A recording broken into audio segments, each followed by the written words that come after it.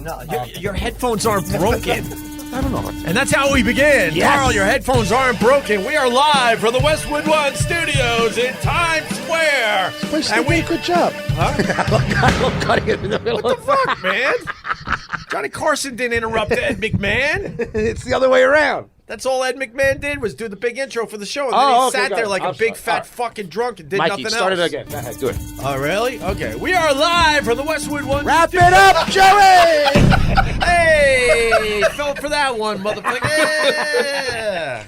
Yeah. Well, we want to welcome, my God, our big guest. Could be the biggest guest we've had so far. Shane McMahon. Welcome. He's not here, bro. He's not here, bro. Oh, you're warming up that radio voice? Well, I thought I would. Fucking boo! It's not time for the radio voice yet? No radio voice yet. Hey, Shane McMahon, what's going on? Shane is not here. Okay, then. I thought it was time.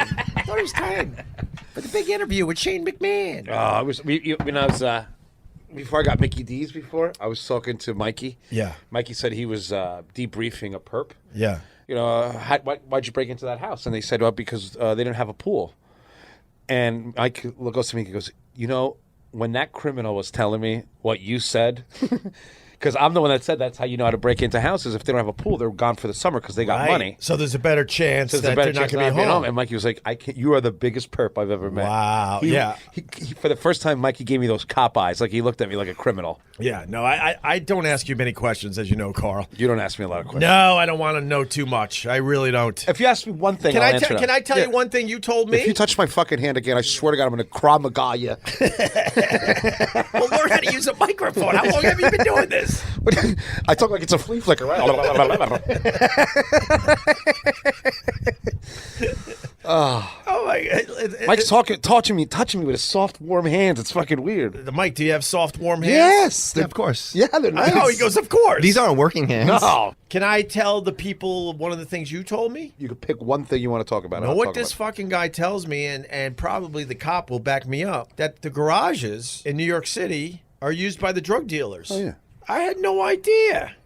It's a haven for them. Oh, you know this, Yes. Of course, it's a haven. Mike. So how does it go down? So it's a 3-man operation when you're selling drugs on the street. Yeah. Especially in Midtown. So what you got is you got the guy. Now it's a lot harder for the cops because they're texting on their way in. They text the drug dealer in hot. The drug dealer waits. He comes up to the car, takes the money. He signals the runner. The runner goes down to the parking garage. There's some car parked in one of the first spots, gets the drugs out of the car, runs back up while there's a spotter on the corner, and then that guy gives you the drugs. So it's never a circle transaction. It's always someone's taking the money but not the drugs, and someone's giving you drugs and no money. And that's the cleanest way to do it. Wow. And let's be honest, you have to have eyes on it. You have to see the hand-to-hand transaction, the product, the money. So a guy hands you money is not a crime. Right. And you need, remember, the cops are together. You can't just be solo. Right. So you can't have one cop watching this guy, one cop watching that. It would never hold up in court. All people testifying. Oh, just let them do their drugs. And like in the hood, there used to be, them. Like I said, I don't ask Carl too many questions. So- Back to you, Johnny. So a lot of the times, the old Jamaican guys and stuff, they were smart. They would hollow out avocado seeds, and they would put them just on the curb, like with the garbage and everything in the gutter. Yeah. So when the cops came and searched everybody, it just looked like someone was eating avocado and it was full of drugs. It was crazy. Wait, I still don't understand that. You use little crack, like little $10 dime pieces. Are in the middle crack. of the avocado? Yeah, in the middle of the avocado seed. So there would be garbage everywhere. You know, it's the middle of Brooklyn. There's garbage, and it looks like a garbage bag is ripped open. Right. There's a couple avocado seeds, but they're full of drugs. How do they hollow them out? They got all the fucking time in the world. An avocado seed is pretty fucking dense. Yeah. So they hollow that shit out. And they put the drugs in there. And they just lay them And around. lay them there everywhere. And they're everywhere. Yeah. So then you roll up, you want some fucking Coke or whatever the fuck, right? It's all there. And then they just pick up one of these seeds? Yeah. You're all set. No Yeah. kidding. Do And they the- make and you the- pick up your own seed? No, this isn't apple picking. You're not going to go pick the best looking one. Yeah, no. They know You what knew to do. this, Mike? Yeah, all this stuff's all... It's all normal. It's all normal. Yeah, but if the cops know it, then the drug dealers got to come up with a new way to do it. But what are we going to do? Just walk by, pick up all the you garbage on the floor? There's no transaction. You see, the cops need to have a transaction. Yeah. So now there's apps where you can pay somebody. Right. So now they just pay you online. Dude, I was going to say, Vimo. Yeah, they Vimo. Vimo you. Yeah. So if you're the drug dealer, I'll Venmo you money, like $20. The guy will text me, all right, pick up the milk carton on this corner. you're So done. you just you just walk by, and now the drug dealers are all watching. They're on the corner because they want to make sure no one's just grabbing their shit. They got spotters. And they walk over, they pick the bag up, and you can't just stop a dude. You know this dude's an addict. You can't be like, stop, open the bag up. Right. Dude's a sandwich in there. It might be a sandwich with the drugs on the bottom of it. The L train used to be big, where there was guys just on the trains. They used to call him the Ghost. Yeah. And he was on the, and everybody knew he was on the train. Yeah. From X amount of time, from this time to this time. In which car, which, like, And then where to stand. And where to stand. And then you would go and see the Ghost. Wow. Carl, you'd be one hell of a cop. We need you, Carl. Come on over. 212 recruit. I We would need be. to bring him to the other side. We need him. I would be good. Yeah, the Ghost. Everybody knew the Ghost. Yeah, but you guys don't really give a shit about these small transactions, Well, no, right? you get the big ones by getting the small No, ones. I That's how cop understand. works. I You shake understand the how big that- guy down. Exactly. I do understand The that. debriefings. Hey, work with us. Let's keep going step by step by step. No cop wants to be known for banging, like arresting everyone with a nickel bag. Yeah, you get That's a lot of work. You get destroyed when you come in the precinct. Yeah, like, it's like, yo, whoa. what'd you get? Oh, I get. Oh, and then you get killed. They'll take Yeah. pictures of it. Oh, really? So, oh, they're brutal, and that's why. You know, it's you funny. want to talk about this shit? And no, I'm not just giving any. This is just facts. Everybody knows this. Yeah. When we first started working, we were making. Well, you guys were making fun of me, and you're like, "Yo, can you take it?" I'm like, "Dude, it's where I work. It's the most brutal place Oh, ever." sure. Cops are brutal. Just say you guys are partners, Right. And you chase a dude down. You see a hand to hand. You're like, "I know that guy has a lot of shit on him." And meanwhile, he might have like 3 decks of heroin. Dude, they'll put a plaque up like Cop of the Year with the 3 decks, dude, and they'll go on the Twitter and be like, "Yo, put it on Twitter. What a good job he did." Oh, they're brutal with each other. Yeah. So the cop doesn't want to do anything without weight. No, you So look a lot of ridiculous. times the cop will look at you like, guys, please. And a lot of time, if you know, So is that how you haze the new guys? Yeah, but Because even like, obviously the new guys are stupid. Oh, yeah, and then you stupid tell enough them- to fall for that. Oh, the new guys everything. are sliding over the hood of their car to get that nickel bag. Like, fucking they- freeze. Shane McMahon not here. He's 10 minutes out. Oh, okay. No, he's not. He's canceling. We got Shane McMahon today, but we This decided feels to like a start cancel. early. You think it's a cancel? I would love for this to be a Oh cancel. my god, I would laugh myself I silly. would love for this to be I a haven't talked to cancel. Shane McMahon in I don't know, a few years now. He's an old friend. We go way back to the WNEW days. He handpicked me and Anthony to do the pre-show for the XFL. That worked out. Guy's we- got a good eye. We were He's the worst scout in the game. we were so over our heads. Who else did he I pick mean- out? He picked out Timothy McVeigh to do the construction on his house. We had to interview the XFL players, and I mean, out of the entire league, maybe 2 or 3 went on to the NFL. So they're all like guys that already got cut from numerous NFL teams, and we had to interview these guys and make believe they were somebody. Oh, that was a nightmare. Yeah, it was brutal watching. And you guys were on TV and you had the like fake drinking contest when you guys were betting. Let's bet a beer, what a- Anthony. Oh, it was brutal. It was kind of douchey. Let me tell you something. I'm a big fan of Opie and Anthony for many years. Not like Big fan? Big not- fan? Big fan. Not Big like fan. you. Not like you. Not a weird fan, but a big fan. Yeah. And I always liked Howard better, but that, So did I. I'm out. Joey, wrap it up. Wrap it up, Joe. It doesn't get better than that. Oh my God, we just did a 10-minute podcast. Take it away, Jewy. So, you guys sucked on TV. Because we were out of our element, man. Oh my God. They threw us in with the wolves. I mean, first of all, you guys. I mean, good looking for radio, but for TV, man. Whoa, wow. hey, Oh, no. hey! Don't put me in that fucking. Well, whatever looks you had category. were gone with that catatonic nervousness that you had staring at the camera. I'll tell you this, man. You know, Ant brought my number fucking down when we were standing next to each other. I'm like, hey, whoa! Whoa! Who brought that one? I'm about a 7.5. Standing next to Anthony. Next thing you know, everyone thinks I'm a 5. Oh no, it's actually next to him, Antonio Banderas. But love you, miss ya. But Anyway, yeah, you guys on TV were wooden. We were. You were green. No one ever coached Dude, you or anything. we were huh? out of our element, man. Carl, did you ever see when they had to run at halftime? No, They had to I run told you I was a big fan, not a weird fan. The 50-yard line? Well, I was no, only we- 6. We had to run for the ball because in the XFL, if you remember, the 2 players ran for the ball, and whoever grabbed it, that team got the ball. Right. So they made me and Anthony do it. And Anthony, you know Mike, he always needed to be the guy. And at the last second, we're running full speed. He gives me a fucking push that should have broke my fucking neck just so he could get the ball. And you fell? Oh, boy, did I fall. And I'm like, okay, I got it. I got what's going on here. Completely lightly. So I'm he trying threw to you be on the nice. floor? Oh yeah, but it wasn't for like the gag or for the. Okay. He needed to win, and he needed to win over me. Look at the clip for yourself. Joey here. Let me earn my money, since I'm the only one actually making any on this podcast, by digging for the clip of this debacle of a pregame. Yeah, it's a visual, and I'll leave a link so you can judge for yourself. Not whether or not Greg's better looking than his ex-partner. That's too fucking obvious. But there's a part where O&A are sitting with these planted hotties in a bar-type setting, having a fake beer, checking out the replay of the incident. And by the way, Jesus, Greg, when you run like that, you kind of deserve to get pushed. But in this circumstance, dick move. Good news, nobody in the stadium saw it, because there wasn't anyone in the stadium. But here's the clip. I beat you. Anthony, there's no instant replay in the XFL. Right. If there were, it would be obvious that you cheated. Can I see that tape again? Look, right here, you pushed me. I go flying by the ball, and you end up with the ball right there. Who has it at the end? Thank you. What? Me. Thank you. You Me. cheated. You cheated. I win. But I'm a man of my word. Here's your beer. Oh, man. Opie. Look at the lanyard. That push was hard. No, there was some realness behind that push. That was the day I was like, oh my God, what is going on? That was the day? Every day was the day. Every day was the day. There's probably a few others. You know, when Anthony set my house on fire, I said, today's the day. Kind of realized we weren't really brothers. We weren't really brothers in arms. It's every man for himself. I mean, that was the funniest clip I've seen so far in the XFL.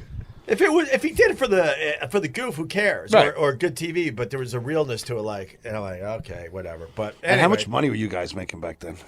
How much did you make for the XFL? Oh, I don't know. That was like, I don't know, a few $100,000. That's not bad. Yeah. They paid us very well. We were on NBC. Oh, you were? And I could tell from the pass that you had around your neck. Exactly. Room 6-7, floor B. Jesus. If lost, please send back to Greg Hughes. I mean, my God. I remember you were so paranoid. No one knew who you were. I remember we did, I think we did like 4 episodes before we got canceled. And I remember the guy, like one of the big fucking wigs at NBC Sports. We go to Giant Stadium, and we're in his office. He's kissing our ass. You guys are #1 in radio. This is going to be great. Your fan base, blah, blah, blah. Like, he would have blew us if we asked, right? Fast forward, the ratings are sinking for the XFL, so they don't really need the pre-show anymore. That's just stupid. That's wasted money. So we were going to be the first to go. We're in an elevator with this guy, right? It stops off on a floor at Giant Stadium. Me and Anthony are already in the elevator. This guy pops in.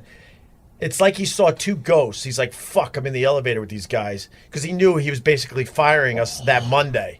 And he wouldn't talk to us. And I remember leaving the elevator after he got off on his floor. And I look at Anthony like, we're fucked. It's over, Johnny. Right. And sure enough, it was. So Unbelievable. that's how they are, though. Did you give your lanyard back? Yeah, I did. With your personality pins on? Reluctantly, like, Oh, man, I just finished stapling this thing to my Reluctantly CB crouched Sports. at the starting line. I thought you guys were going to be in What? the XFL documentary. That's cake.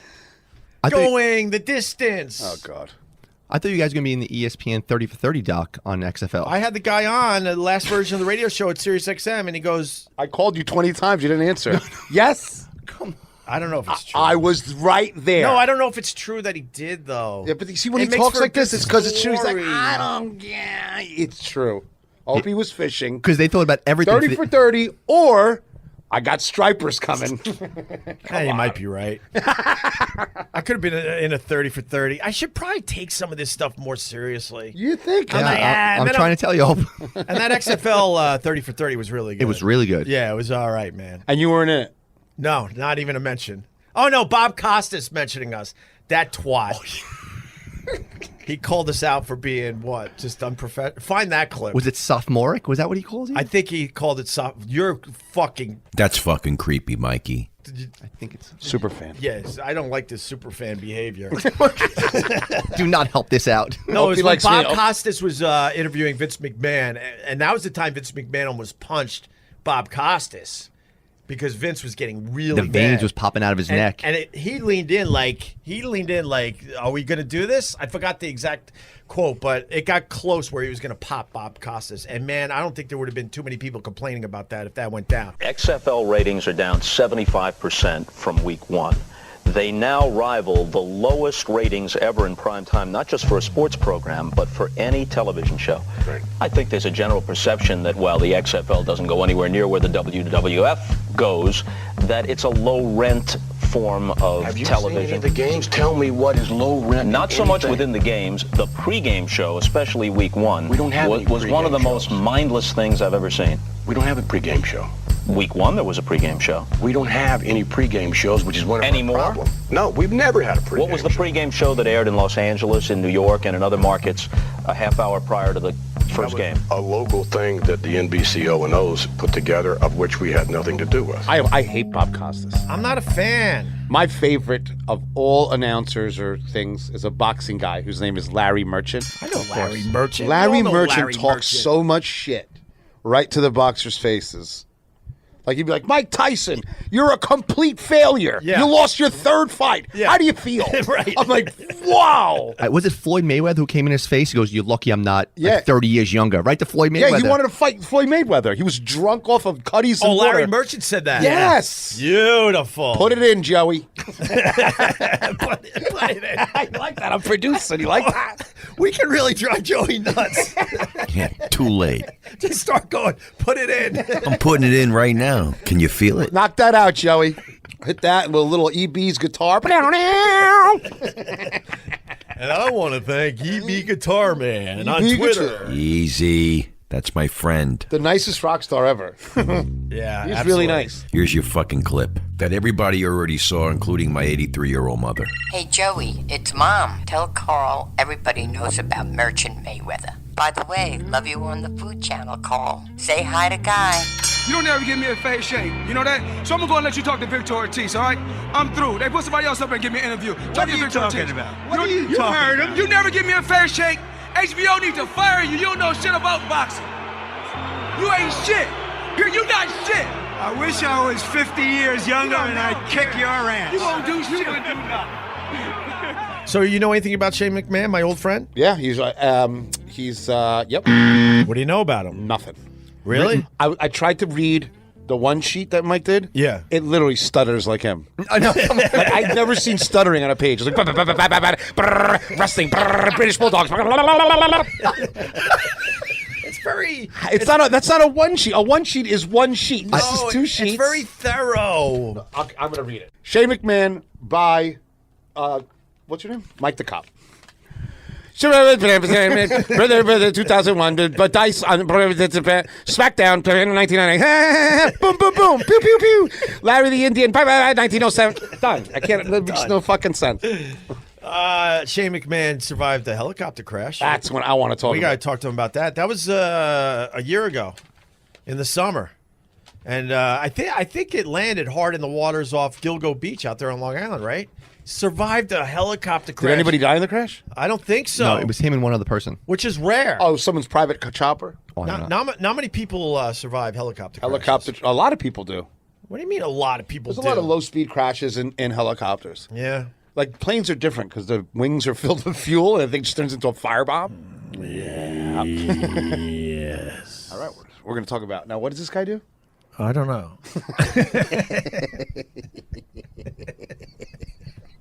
I'm just saying hi to an old friend, Shane McMahon. I don't know anything about wrestling anymore. I'm not going to lie to you.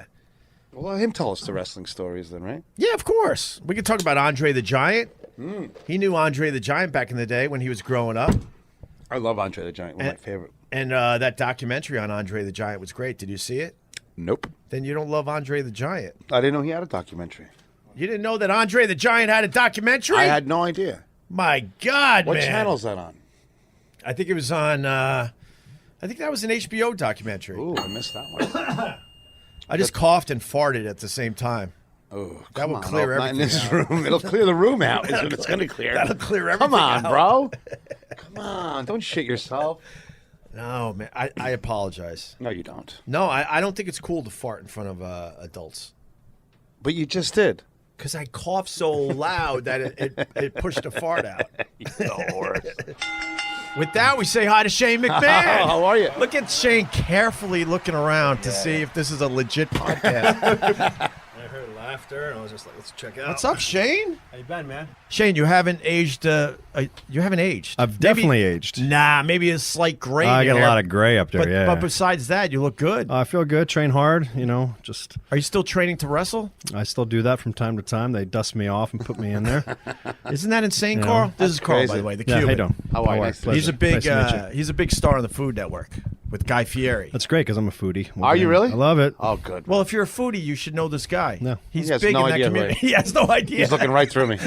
Yeah, but my wife would know. She Yeah. knows everybody. Yeah, in anybody's wife or any They grandma know. or like fat girl knows exactly Yeah. what I'm doing. That guy's awesome. That guy's money. Well, I'm watching you now. I like yeah. it, especially the hat. That's pretty cool. It's a Nantucket. Nantucket? Yeah, we were up there this summer podcasting. Food's good there. It was awesome, right? Food is really. I was really impressed. You could tell the rich people there complain a lot. Like they figured a lot of shit out there. Great place. And they made sure they got really good chefs up there. Yeah, that place has money. Like there's places that look like they have money. Yeah. But they really don't. That place is rich for real. Yeah, they got a lot. They're very well That's off. everyone has second or third homes. Oh, over the there. boats. There's yacht traffic, like shit that you never see. And these homes, they only use them like what? A couple times a summer. They don't So, get. That's don't how care. rich they. You're one of those rich guys. And I love vintage I don't cars. have a house in Nantucket, buddy. But you could, could. though, if you want. could. You could. Dude, we go so back. I know, it's great How to many see 'em. years? God, many. Like 1999. Yeah, late 90s. 2000. Yeah, we're going back. That's when I was still watching wrestling. I'm not going to sit here and make believe I'm a big wrestling guy anymore. That's okay. But I'm still a fan of yours, and I'm still a fan of the WWE. Cool. Because you guys really took care of us back in the day. It was a lot of fun. It was. And Yeah. and those guys loved coming on the old show. Oh, it was all fun. You know why? Because you made everybody feel good, just as you're doing now. Right. You're engaging, you're articulate, you have fun. Yeah. It's just a blast Hear to be this, on. Carl? I I want to hang out with Shane and not you. Well, you should. He brings because- me down. Really? Well, first of all, Shane's very successful, and I think you need a little boost. Oh, Carl's like effusive. I walked in, he's just like, he's larger than life, Oh, feeling nice. good. He's having a good time. Opie's just angry. Well, that's the Opie tries bourbon. he like makes believe he's a chef and stuff, and he's Oh, always really? arguing with Ooh. me. No, he's like those fake chefs, like you No, I'm know. a good Now wait, I'm a now, good cook. are you a true chef, or like are you talking like grill? Because there's a big distinction. My grill game is really good. Okay, because a lot of people confuse the Shane. two. It's not good. No, I crush it on the grill. What do you mean you crush it? All you eat is like tofu and chicken fingers, bro. You don't do that. You don't eat Hot dogs, hamburgers. You know what though? It's joking, but hot dogs and hamburgers are hard to cook on a grill. Most people don't really know how to No, do it. hot They either dogs- overdo them, or they burn the hot dogs, or they get the wrong hot dogs. No, the hot dogs you burn. Like when I see somebody get hot, like, oh, I'm cooking hot dogs on the grill, and they're skinless. I'm like, you're the dumbest person I've ever seen. Need a little char. That's what you're He's a saying. little char. Yeah. I burn the shit out of my hot dogs. On purpose, though. Yeah. Oh, good. That's good. Yeah, and then I keep my hamburgers pink in the middle. Okay. See? Yeah, man. All right, so Shane. Do you remember the time you called in with Dice? I do. Yeah, because that was funny. Shane McMahon. Oh. Shane O'Mac is Shane. What's happening? We're talking to Dice live from L.A. Hey, what's up, Dice? Shane, how you doing? I'm doing all right. I'm over here now. What are you? Shane. Go ahead, I can't hear you. Yeah, So Shane. what the hell? Don't worry. You want... Shane, yo, Shane. Yes, talk to me. We'll just use their phone lines and their bill. yeah, we were trying to promote some big wrestling event, and we had Dice. I think Dice was in.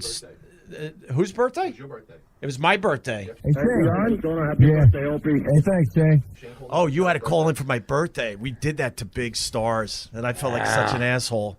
Yeah, that wasn't my idea, but then you have all the big celebrities call on your birthday, and it makes you look like you're a big shot. Right. But Shane was cool enough to actually do it. Dice called in, and then Shane, you couldn't really talk because Dice was all about it. It was all over the place, yeah, just back and forth. And I remember one thing, part of his shtick was obviously he gets on guys and whatever, and I was like, all right, I'll just let this guy, it's not my first rodeo, just let him go on and go on. And he's funny. You know, I'm a big fan of his, first and foremost. And then afterwards, he just kept going, and he goes, Shane, hello, that type of stuff. And there was silence. They said, hey, what's going on? I said, hold on, this material's so good. I'm just taking notes. And you guys all burst out laughing. I just remember that one little line is zinging back, and then I got right back into promoting the show that we were doing. I think he was trying to tell you how you should have sex with your wife. Really? Yes. Oh yeah, I don't remember that part. And, no, that's why your line works so Oh, well. is that what it was? Then it was silent. We're like, Shane, what are you Oh doing? yeah, that's true. That's true. I And remember Shane now. goes, I'm Yeah. taking notes. That's Yes, why that whole thing was okay. funny, because he's going in hard, telling See? you what you should be doing, and then you spun that and said, oh, I'm taking notes. He's the guy leaving the little teddy bear with the card. You lost me now. Shane, is this your first wife? Yes. Really? Did you go with any other girls before her? Actually, no. Really? Yeah. You friggin' idiot. First one. So how do you know that she's the best? Because it's the only one I've ever had. That's stupid. You're on the road. You're in Illinois. Do you know what slobs are walking around that town? They're a trailer park. You just bang the door open. Honey, I'm home. You bang the door open. Really? You take out the carrot stick, you start whittling, they jump. Hold on, I'm trying to write all this down. Yeah, I'd be just quick terrified. wits. Quick Terrified wits. going after Dice. That would be terrifying. Oh, Really? he's a machine gun. Yeah, he is a machine. That is absolutely the truth. So I got to ask you, why did you leave wrestling for 7 years? I never got the answer. Just time to do my own thing for a little bit. Just wanted to leave the nest and spread my wings. Right. One of the main things is really focus on my boys. So I have 3 sons. Right. And, although I love WWE and my job, it is extremely intensive, especially travel. Right. And I was doing both, in front of the camera, behind the camera, and also, running, from a business standpoint, all the international business, consumer products, etc. So it became very taxing and very little time. So at that point, I wanted to really invest, what I consider my greatest investment ever, which is time in my sons. Right. And I did that. And so now I'm still coaching football. My eldest just started high school. Jesus. Yeah, he's 14. Wow. Yep. So he's doing that. But there wasn't a falling out with the old man or anything? It was just No. time for you to, just take a break from that whole Yeah, thing? just take a break. Now I'm back in. But you disappeared. I mean, a lot of people didn't hear from Shane McMahon for, I think it was 7 years, right? Yeah, that was by design. Were you traveling the world? Where were you? No, I was here in New York. I live here in New York. And again, just spending a lot of time with my family. And you were able to hang low like that. Well, I did a bunch of other businesses Right. that I got involved with, and I'm very proud of, and still I think they'll come to fruition here very shortly. So that's been a lot of fun doing all that. Right. And then once you start expanding, you do one, then you do another, and they become like little pet projects that then start to become businesses, which then take an immense amount of time. Then you have to get more and more people to be involved with them, etc. Right. I respect that. Because you could have just stayed with the family business the whole way. I mean, and you didn't even have to work. Let's be honest. You never had to work a day in your life if you chose that path. But you were it's brought in your up. blood. It's in your blood. I true. mean, your dad is some phenomenal businessman. Thanks. And that comes down the road. You can't sit still. It's just Yeah, in but your blood. I think it was how he was raised, though. Yeah, but you have to still do it. Like, you could raise a kid to be a chef, but if the kid's an idiot, it's not going to be a chef. Like, you have to have that. Well, but how Sometimes do you see like one kid has it, and then the other kid's like your crying dad- in the corner on heroin. But your dad's pretty much a billionaire. How do you teach your kid to have drive like Shane McMahon I'm saying it's has? built in.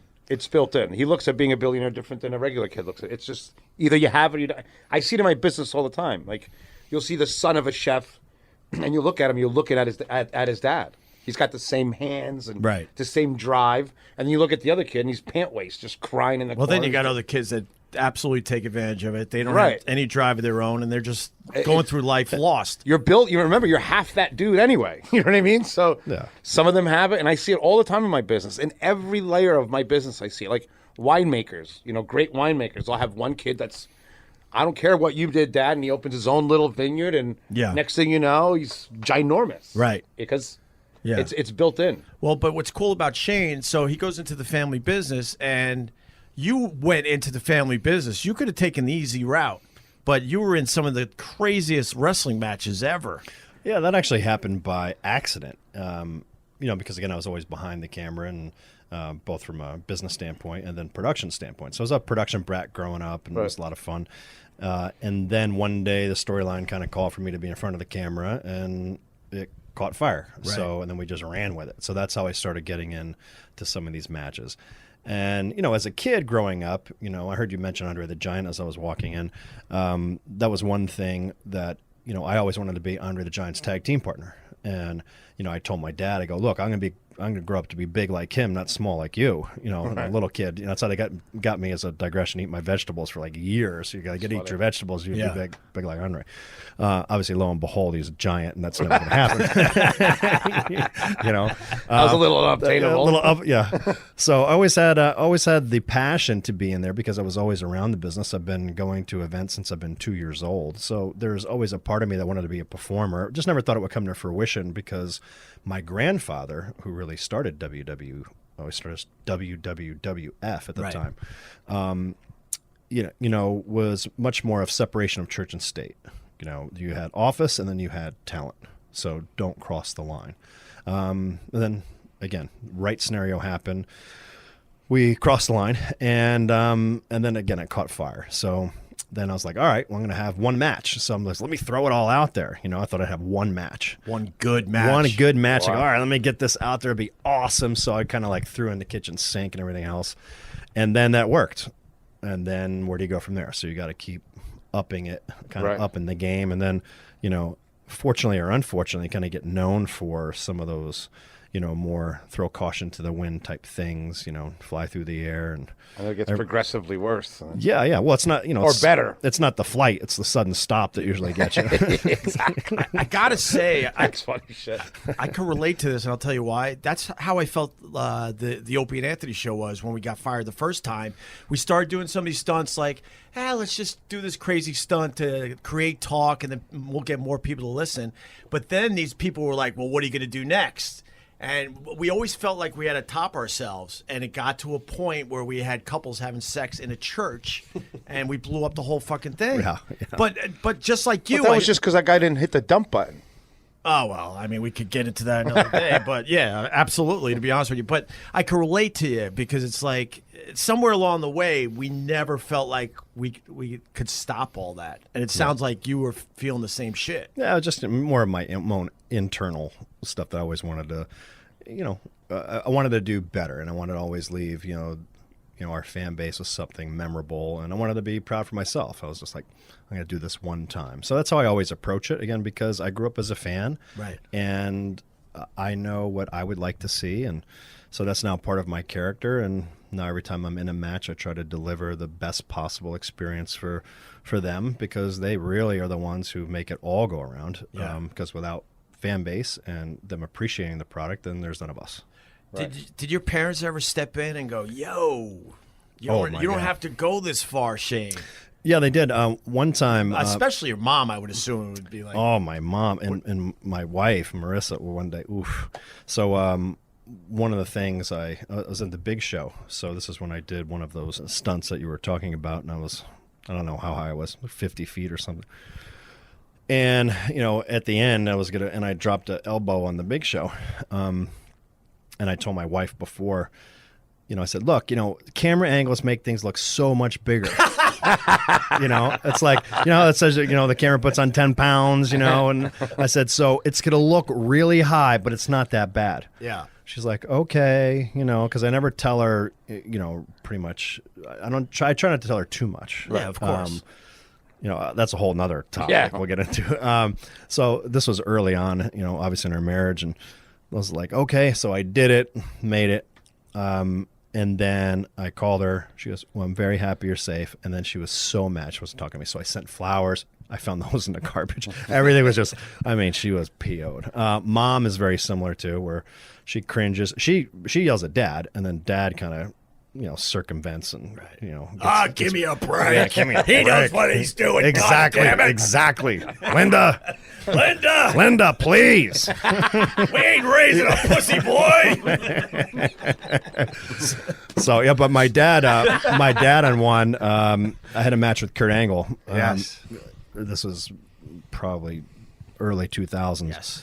And it was one of the kind of first of its kind, and we went through a whole lot of stuff. And after that, my dad basically didn't talk to me for a little bit, and because he was so concerned. That's when he went from obviously being the chairman, the CEO, to just being a father. And you watch your son go through that. Yeah. And he was going out of his mind, supposedly, and he told me this after. He almost came out 3 or 4 times to stop it. Really? Yeah, which Really? totally would have killed the whole match. You know, Right. I would have been like, "What are you doing?" You know.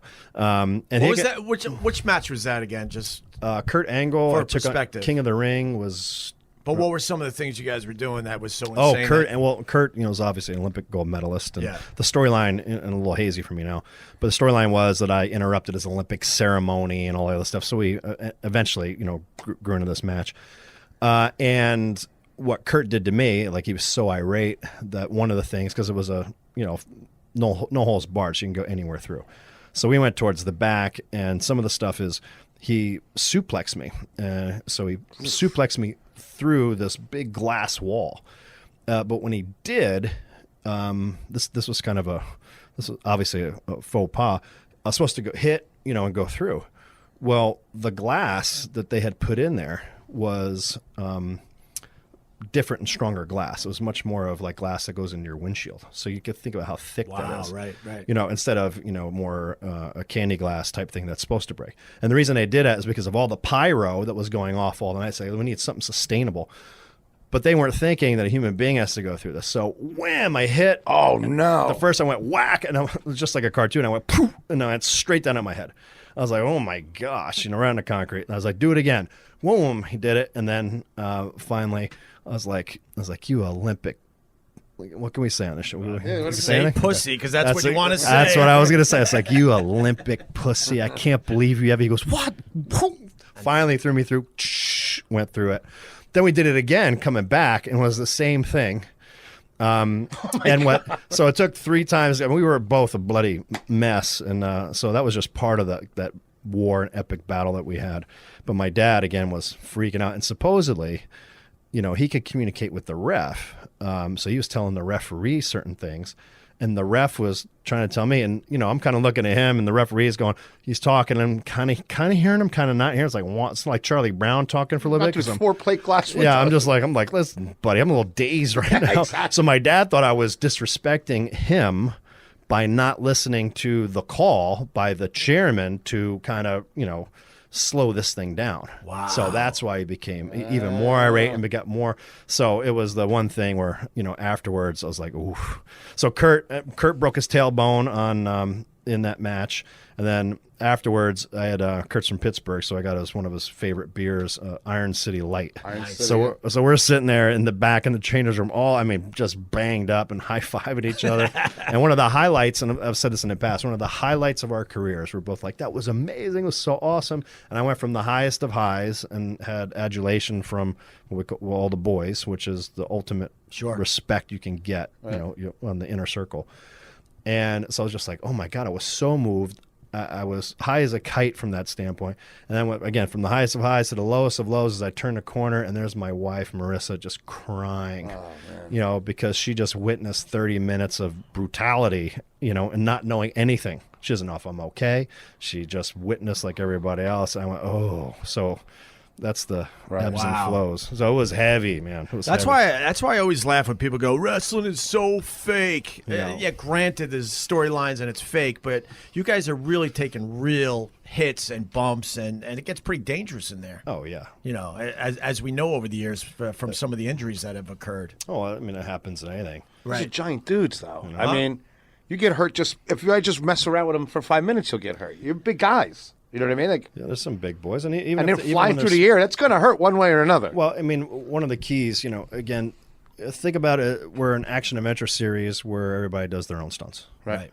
And you try not to hit in the face, because then that's really going to do damage. You can't think about where you're going the next thing. But everything else, you look at a clothesline, to your point, you got a lot of inertia coming, speed, big guys. Clothesline.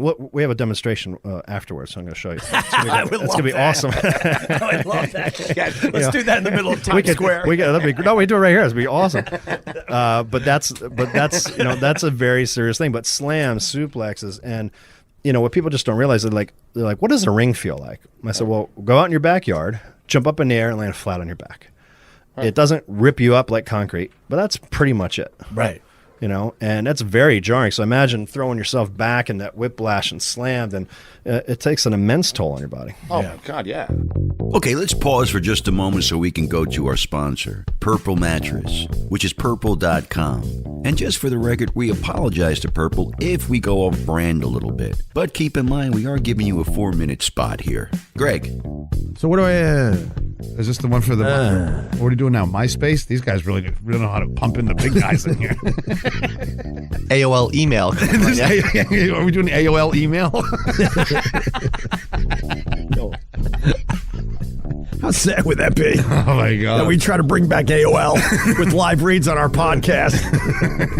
You don't know what you're missing. Let me tell you, it tells you actually in English that you have mail. You have mail. Oh, that's pretty close. That was close. You have mail. I could be the new voice of AOL. How great would that be? Not a hard gig to get. Just call him up. Have Mikey harass him like he did Shane McMahon. We're talking about the Purple Mattress Company. That's right. Did you spend the night tossing and turning? Yep. You did. I toss and turn a lot because I'm fat. I got to get you a purple mattress. It would be perfect for the creepy cabin. Do they mail it? I would assume they mail it to your house. Sure. Meet my cousin at the corner. I don't want anybody in the driveway. And then it says, talk conversationally about how pain or stress keeps you up at night. Oh, let's hey, Carl, does pain and stress keep you up at night, making you toss and turn in your old mattress? Funny that you mentioned that. Yes. It does? Yes. You need a purple mattress, my friend. Or a couple purple pills, then I get knocked out. I don't even make it to the bed. Add a personal example. I've been waking up with a stiff neck and back pain. That's because you ride on the back of motorcycles. Or...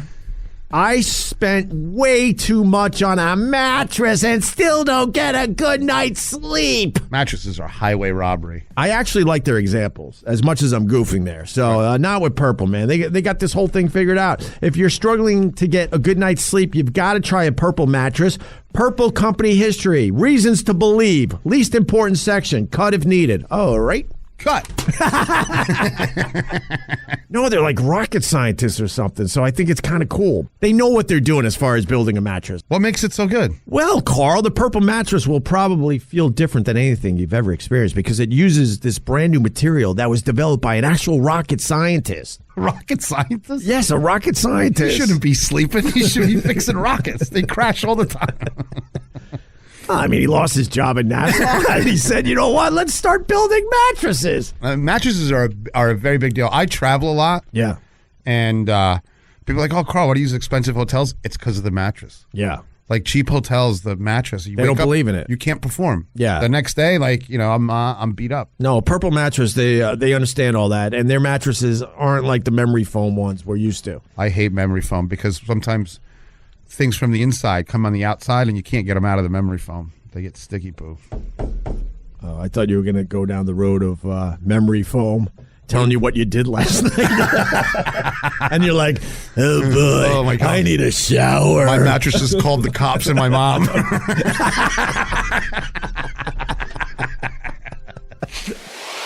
Opie Radio. What the fuck? The Opie Radio podcast. What the fuck is he talking about? I'm confused. No, I make fun.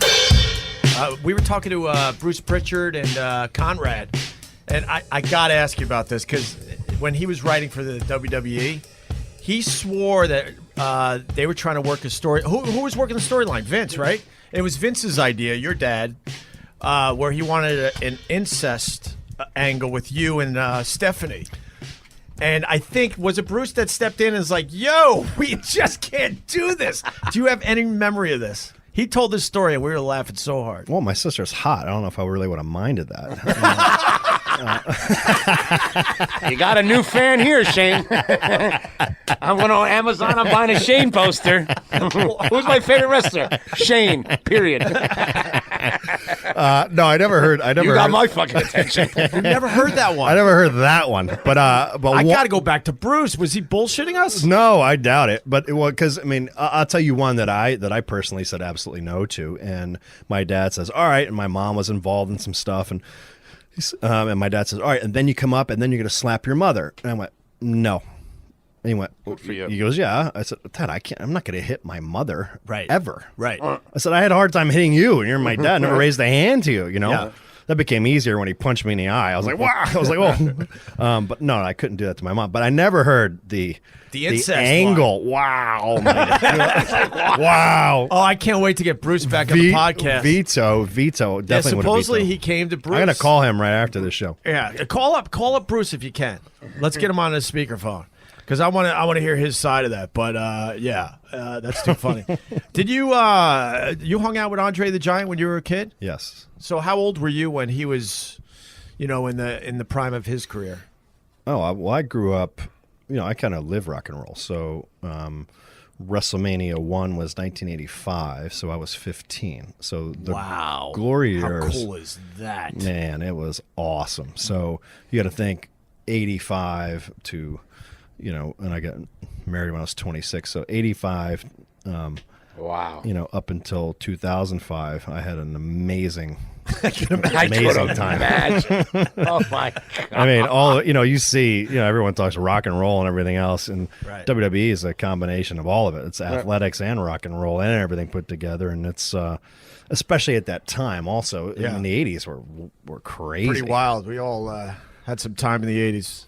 You're calling him? Okay. You call Bruce? Good. You have any good André the Giant stories? Did you see the documentary, first of all? I did. Did you think they did a good job with his life? I thought they did a good job. That could have been a 6-part miniseries. I was kind of bummed that it was so short. Me too. I really thought they could have done a lot more. They had so much more material, but HBO is, they have all the specs on what works and how much time people would pay attention. They really have it down to a science. They did a very good job with it. But again, I thought there was so much more they could have done. Yeah. But, the one thing is André he lived life, and he always had fun. One of the things that I believe was omitted when I did my interview that didn't make the show was André, he lived by a code. And that's why he called everyone boss. And even though he was the man in the locker room, but he was very respectful. And as long as you fell in line and were respectful and you paid your dues and you did all that stuff, then he was good with you. Right. But if you were a cut up or a screw up or things like that and you started doing stuff, he would set you straight. Here's one André the Giant story. So this big dude, 300-pounder, 6'6", guy's name was Blackjack Mulligan. Sure. I don't know if you remember that name. So Blackjack was a real tough guy. I mean, badass tough. And he'd been eyeing André for a while. André loved to play cards. All of a sudden, Blackjack just got pissed off and was looking around and building up whatever was in his head for a while. Went over to André. André was sitting in a chair. Now, André was almost, he's probably 6 feet tall sitting in a chair because his torso was so long. I mean, he was huge. I mean, you have no idea how massive his head, hands. I mean, this is truly a giant. And Blackjack, all of a sudden, right from the side, André's dealing cards, sucker punch. I mean, just a straight right hand, whack. This was told to me because I was younger. And then André looks up and he goes, holds his jaw for a second and says, "What'd you do that for?" And that big booming voice. And then André went whoom, underneath, backhand, sitting in the chair, knocked Blackjack off his feet over the table behind him. Wow. Superhuman, 300-pound man. Sure. Freaky. Wow. Freaky. But my best stuff with André is drinking. Because the legendary stories about him drinking. Yeah. And is it true? I mean, how many beers would he knock down in a night? Oh, easy case. But I heard like 100. Well, he can do it. I'm saying easy case. Right. Like, no problem. But if he was that, it depends how long the night was. Right.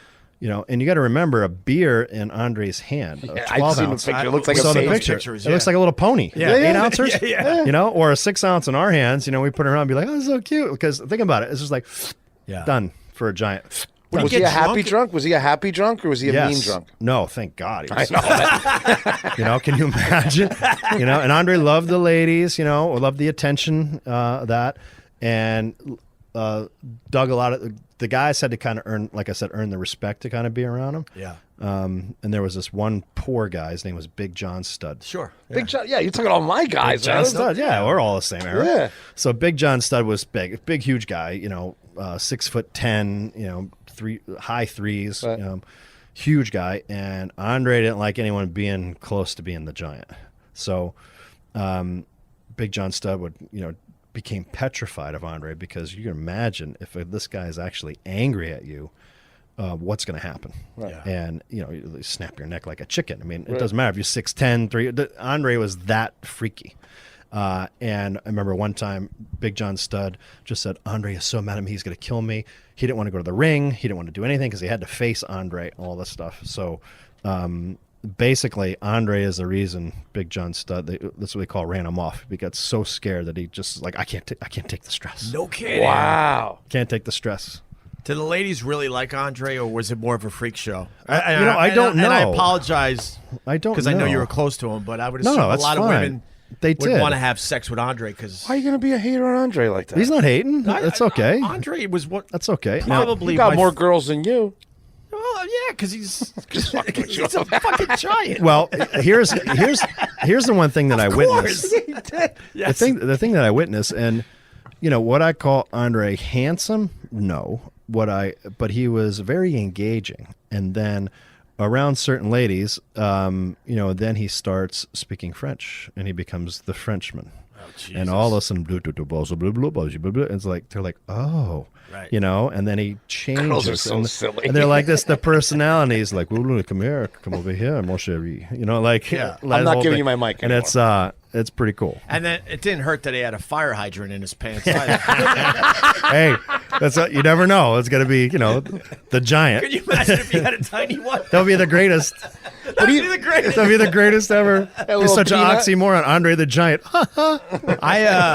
Sure it is. That documentary though really depressed me because how he had to travel, I had no idea. Right. They were talking about how he had to shit in like buckets and stuff. I mean, what? Yeah. Yeah, man. Yeah. Because he couldn't really sit on a toilet. He couldn't fit. So they would set up because these guys were flying to Japan, all these really long flights, and they would set up. I think the documentary said like shower curtains, and they had a bucket just for Andre because he couldn't fit in the airplane bathrooms. He would have to. That makes sense. That makes sense. Isn't that insane? He's a big dude. I mean, they showed him respect, but that's how he had to go through. That was tough. Life. And if they ever lost his bag, it was the worst. He'd be like, because then there was no big and tall. Even if there is big and tall, they don't have a 22 size shoe, and and how. I mean, it's 500 pounds. Right. He was 500 pounds. And then he had to sit in a regular airplane seat. What was his height? His official height? 7'4". 7'4", 500. Yeah, and then towards the end he was 500. You can't stop it. Actually, towards the end he was like 550. A guy like that coming at you, it's over. Forget it. I didn't He had realize. an 11-inch wrist. I mean, if he tripped over you, he can hurt you. Like if he fell on you, it'd be like a piano fall. 11-inch wrist. 11-inch wrist. Think about that. Jesus. And I'm 6.5. I didn't realize how young he was. Yeah. When he died. Yeah. I just assumed he was a much older guy. And at the end of his career, he could barely walk, and he was still wrestling for your dad. That was tough. But no one knew that. Like, he pretty much had a walker. Andre actually had back surgery. My dad flew, and you saw the documentary, flew to France to talk to Andre. He says, look, I got a dream. I want to do this biggest event of all time, which we just recently broke the attendance record when we did WrestleMania from Dallas. But up until that point, WrestleMania 3 was Pontiac Silverdome, 93,173 people, and it was Hulk versus Andre. Yes. And that was just awesome. But so my dad went to, Andre was filming The Princess Bride, said, hey, boss, I got an amazing opportunity. I want you to be a part of it. And Andre got the surgery. Which is also interesting because the anesthesiologist was so scared to death because he literally gave him enough drugs that would knock out a pony. And he's like, I just don't know because we're in a different realm here. I've never experienced this. We're not sure if this is going to work. Well, he's out, but how do you keep him out? You don't want a giant waking up, like was cutting my back and kill everyone, right? Or obviously hurt himself, right? So I never thought of the logistics. Going back to life of a giant. So anyway, then Andre lived at my house. Well, he lived at a hotel, but he came to my house every day, and that's where he started training because my dad has a weight room in the house, a pretty extensive one, and started really rehabilitating his back to get ready for WrestleMania 3. Man, what kind of car would he fit in? A van. We had the Andre van. That's what we called it. He couldn't drive. No, he was driven.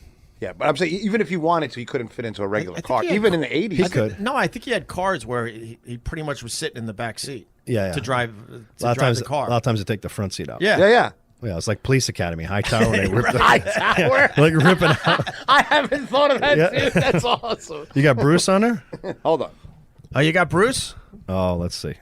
Hello. Hey, Bruce, it's Opie. It's the Cuban, and we got Shane McMahon. How are you, buddy? I am absolutely excellent. We're with Shane, and I brought up the time when you were on my podcast, and we were talking about Vince McMahon was coming up with that incest storyline, and Shane doesn't remember it. Shane wasn't on the call, but it was during the time that Stephanie was pregnant, and Vince was trying to figure out if he could write that into storyline. The plot thickens. It was an entire Sunday. It was an entire day of my life that I will never get back. Awesome. I've been there, but yeah, I didn't know that one. And when Opie just mentioned it to me, Bruce, I was like, it never got to me, so I'm thankful you killed it. Jesus. That was always one of the things. It was like whenever he'd come up with crazy stuff like that, it would be like, oh, well, who's going to let Shane know? I mean, not it. The funny thing is, we were all on the phone and we're going over everything, and it was a classic Vince. What if I was the father? Oh, yeah, great. Oh, God. Nervous laughter because no one thinks he's serious, and it's kind of like, oh, yeah, hey, Yeah. that'd be funny. Oh, that'd be great. Mhm. And it became, well, what if? Awesome. Oh, God. He actually wants to discuss this. You're right.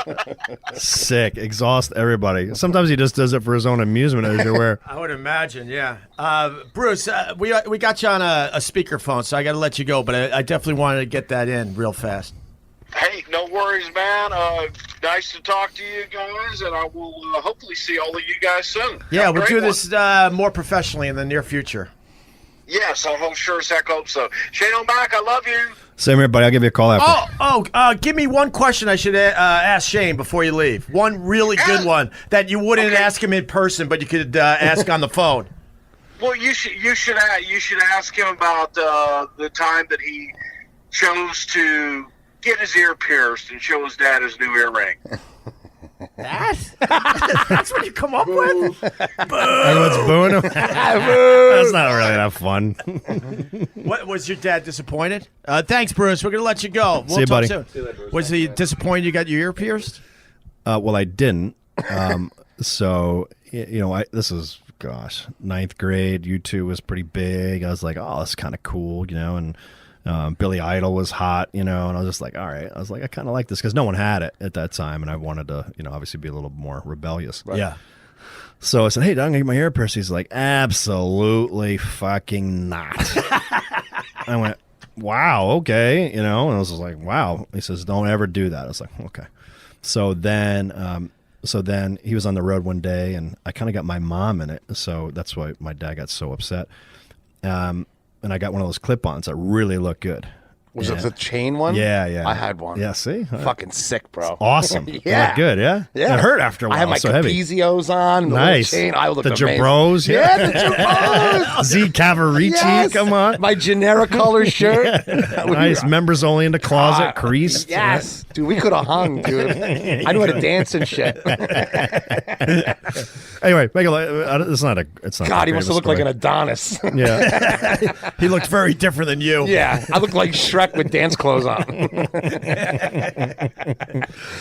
So it's not much of a story, but anyway, my mom. I said, Dad, just want to let you know when you get back, off the road. He's exhausted. I said, I got my ear pierced. He goes, yeah, okay. I was like, no, seriously. And I said, you can even ask Mom. And my mom didn't like my mom. I don't know if you ever met my mother. She is such a wonderful lady, and she's a do-gooder. Like she's the school teacher mindset. Yeah. She always wants to make sure everyone's happy. She always wants to make a difference. I mean, that's truly who my mom is. So she doesn't lie.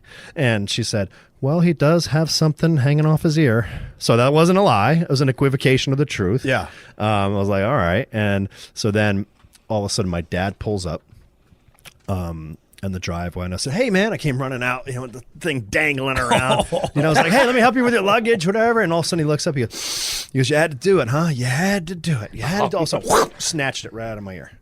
So I was like, whoa.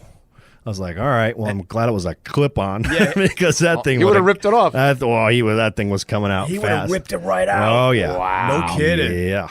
Was he a strict parent? On certain things, On yes. certain things like that, Yeah. obviously. Certain things, yeah, because, again, it was just more of how he grew up. Strict Irish Catholic. My grandfather was very strict Irish Catholic. So you don't, you wouldn't even say things like, I love you. It was like, hey, like affection was a pat on the head or something along those lines.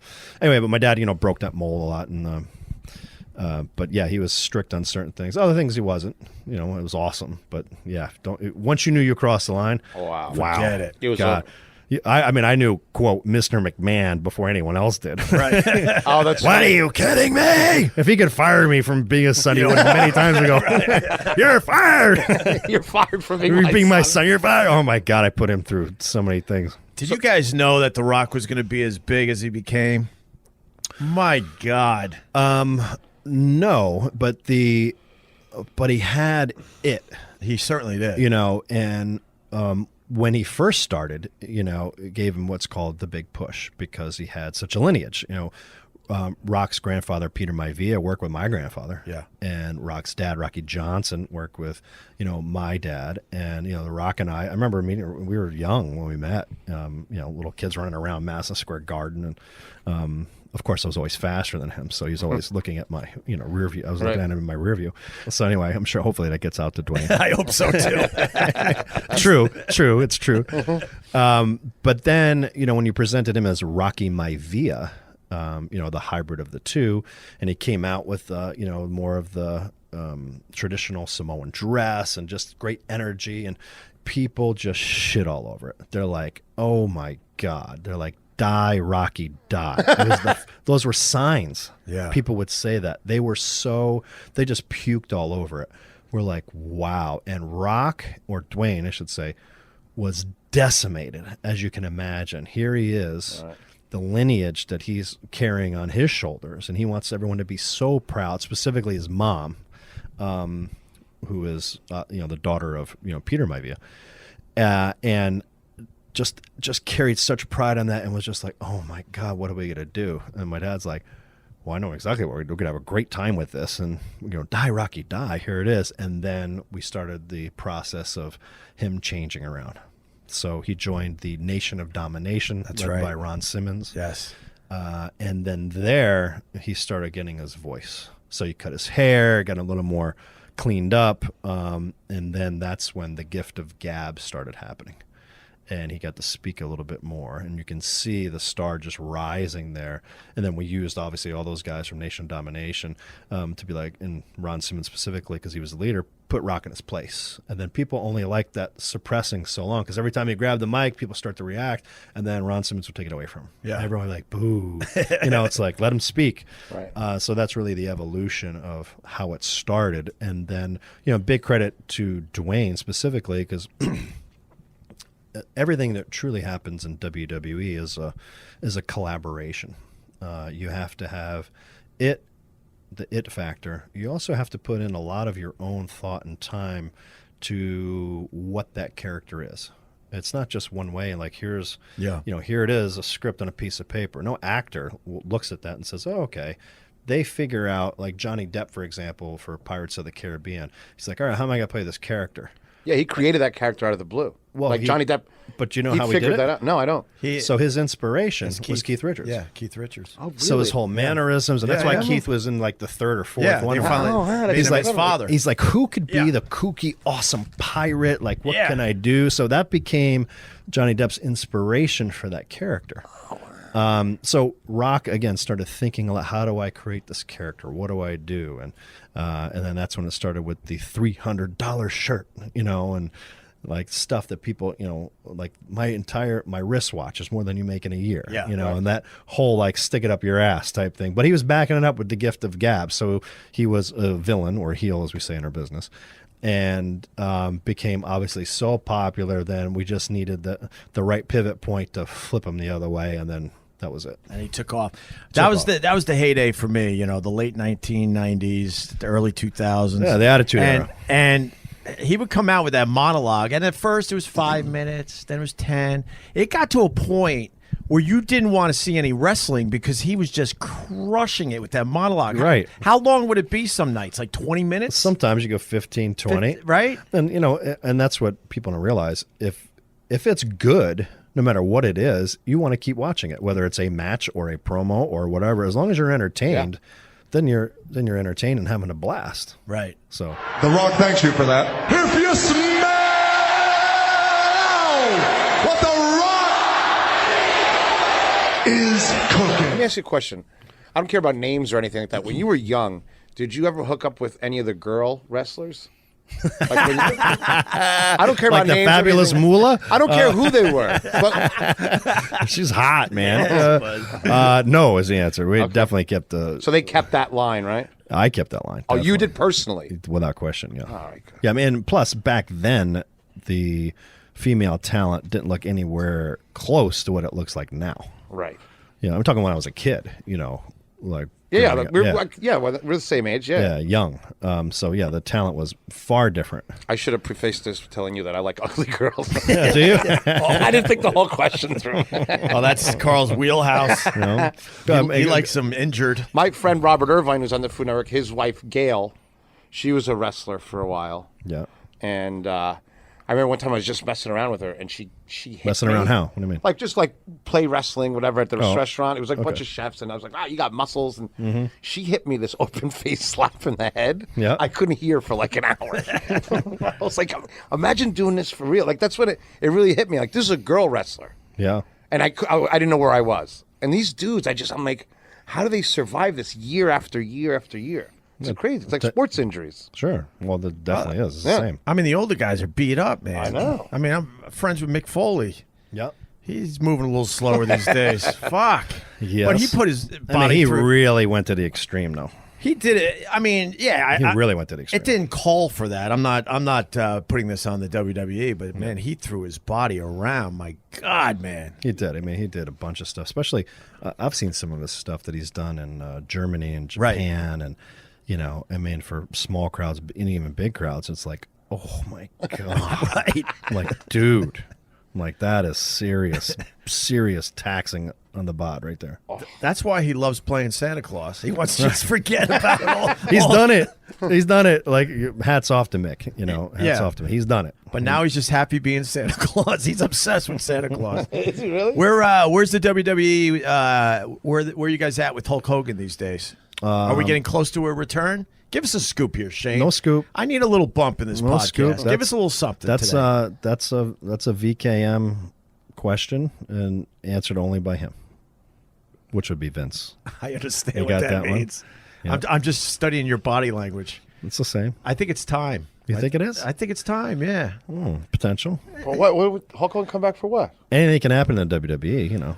Well, I mean, he got himself in some trouble, and WWE had to do what they had to do to kind of protect their interest, and yeah. That's all right. And now there's rumors that Any whiskey or anything? Oh, we Instead of the water? We can find some whiskey. What do you think about Hulk coming back? What else you got? I went to his store in Orlando. He has like his own Hulkamania store. It was pretty cool. Yeah, like well- all the belts. Yeah, and then his like stuff, and he has like a life size thing. Well, he's an icon, that's for sure. He was He'll be something, back. Sure. I mean, I grew up with Hulk. It's a Hulk Hogan. You know, I it's, mean, he's iconic. yeah, it's iconic. You know, He has surpassed that. He's on that different level of celebrity. It obviously puts Shane in an uncomfortable position. I like this. No, I'm not going to press though, but I would assume he comes back one more time. I would just simply. We could talk about Trump, something less controversial. Well, that's what there's tons going on, and specifically, we're talking about the Attitude Era and everything else, and going back to the late '90s. I'm very happy to know that this Tuesday, SmackDown is celebrating its 1,000th episode. How about that? That's amazing. 1,000th episode. That is amazing. The only other regularly scheduled show on cable TV that surpassed SmackDown is Monday Night Raw. Right. So we have you hold the two spots. We hold the two spots, and it's just going to continually grow because we're live, every week. I can't. And that's when they bring back some of the old guys. So And you'll see. And maybe Hulk Hogan comes Hey, back. and like I say, anything can happen in WWE. But I mean, on that show specifically, I'm watching. It'll be There'll be a lot of surprises. The Undertaker will be there. Already advertised. Evolution. Yep. So remember, it was an Evolution. Triple H, Dave Bautista, Randy Orton, and Ric Flair. Wow. That'll be cool. We have the return and Can I action. stop you for a second? Sure. How's Ric Flair doing these days? You know what? He's done an amazing turnaround. No kidding. He was almost on his deathbed, and now fast forward, I think he got married a month ago. Yep. Crazy, right? I never forget one of Rick's tweets, tweet or Instagram. I forget what it was, and something along the lines of "Not dead yet, baby, woo!" I was like, and that's just typical Rick. And I was like, "Good for you." I mean, all of us were scared to death for him. Yeah. And we're just like, "Oh my gosh!" But he's turned that around. And power to him. He's a tough dude. He came back strong. My favorite wrestler. Whatever happened to Ricky the Dragon Steamboat? He was working with us on a agent or what we call a producer standpoint. What a phenomenal talent, dude! He was amazing. I mean, I was a kid and I was like, "This dude's awesome." Yeah, he was. Like, he's just so athletic. I remember. I think he'd do it now. Yeah. I mean, when it's like Michael Jordan coming back. I think he can play now. Right. Ricky was that special to watch. He was my favorite. And I remember I had to wait because he didn't have a toy yet. You know what I mean? Like he was one of the few that I had to wait for the second generation to get the toy. And he finally got the toy. They did? Okay. Yeah. My sons love doing, playing the WWE video game. And I'll walk in and they're kicking the crap out of me. Whoever they pick, they're beating me up. Oh, they're like, yes. And then my little guy Rogan's 8. He's like, come on, don't beat up Dad. He's like, I'm like, that's on my son. Come over here. Oh, that's awesome. They kick the crap out That of must him. make you happy though, man. I mean, for them. I mean, you know what a rare thing to have your kids be WW fans and then you be part of it. That must be incredible. Well, that's how you're kind of like a real life superhero. Yeah. So it's and you only got the 3 boys? 3 boys. Kept going for the girl, but 3 boys. So you think one of them will go into the business to keep it going? I don't know. What's your gut saying so far, or is it too early to tell? If they go in, I hope personally it would be more on the business end. That's what I was getting at. Just to because being a father, I can't imagine going to my son. All right, get in there and mix it up. Now you know how Dad felt when you were doing it. I do. I'm starting to understand all that now. I'm just like, oof. I'm like, it's no big deal. He's like, yeah, wait till you're dad. I was like, now I do. Right. It sounds like you're the type of guy you wouldn't hold them back, but you're kind of secretly hoping inside maybe they go a different direction. Dads know how to hold things back. They make things sour. My sons, all 3 of them are. They're wonderful kids, as I'm sure all dads will say, but they have that special it factor. They have large personalities. I mean, you should see them when they get in the ring just joking around when I take them to the shows. And, they're doing flips. They're doing stuff. And if you ever saw, my return was a couple years ago in Dallas for WrestleMania when I took on The Undertaker. Yeah. And you walked with them. Yeah. I'm sorry to jump ahead, right. but that was an amazing moment. Walk us through that. Sorry. So about 10 minutes before we went out, my wife Marissa brought the boys back and, had a little pep talk with them as I did earlier. And I said, hey guys, just want to ask you guys something. Would you guys want to come out with me? And they were like, what? Like, are you serious? I was like, oh yeah. I go, come on, you think you can handle it? I mean, it's only 103,000 people. I mean, you just want to come out? It was electric, man. It was awesome. So knowing that, I mean, talking about a highlight of my life, this is one of the highlights of my life. To be able, and once in a lifetime, true feeling. Came out, my music hits, I pop out, hit the shuffle and start, which is an homage to Muhammad Ali and Rocky Johnson. Yeah. Come out, do that, and then I say, wait a minute. And then out they come. And a lot of the fans have been seeing my sons, through Instagram and vignettes. They were my training partners getting ready. And they came out, and I was like, oh, my God, look at these guys. They took to it like it was a boy band, and we had rehearsed it. I was laughing. Took the spotlight away from Dad. Totally. I was just like, right. This is amazing. Blood. And it's so surreal because I'm like, I'm in my mind, I'm like, wow, I'm about to go get the crap beat out of me by the Undertaker. I'm going to go to war here in a minute. And then I'm sitting there just watching this.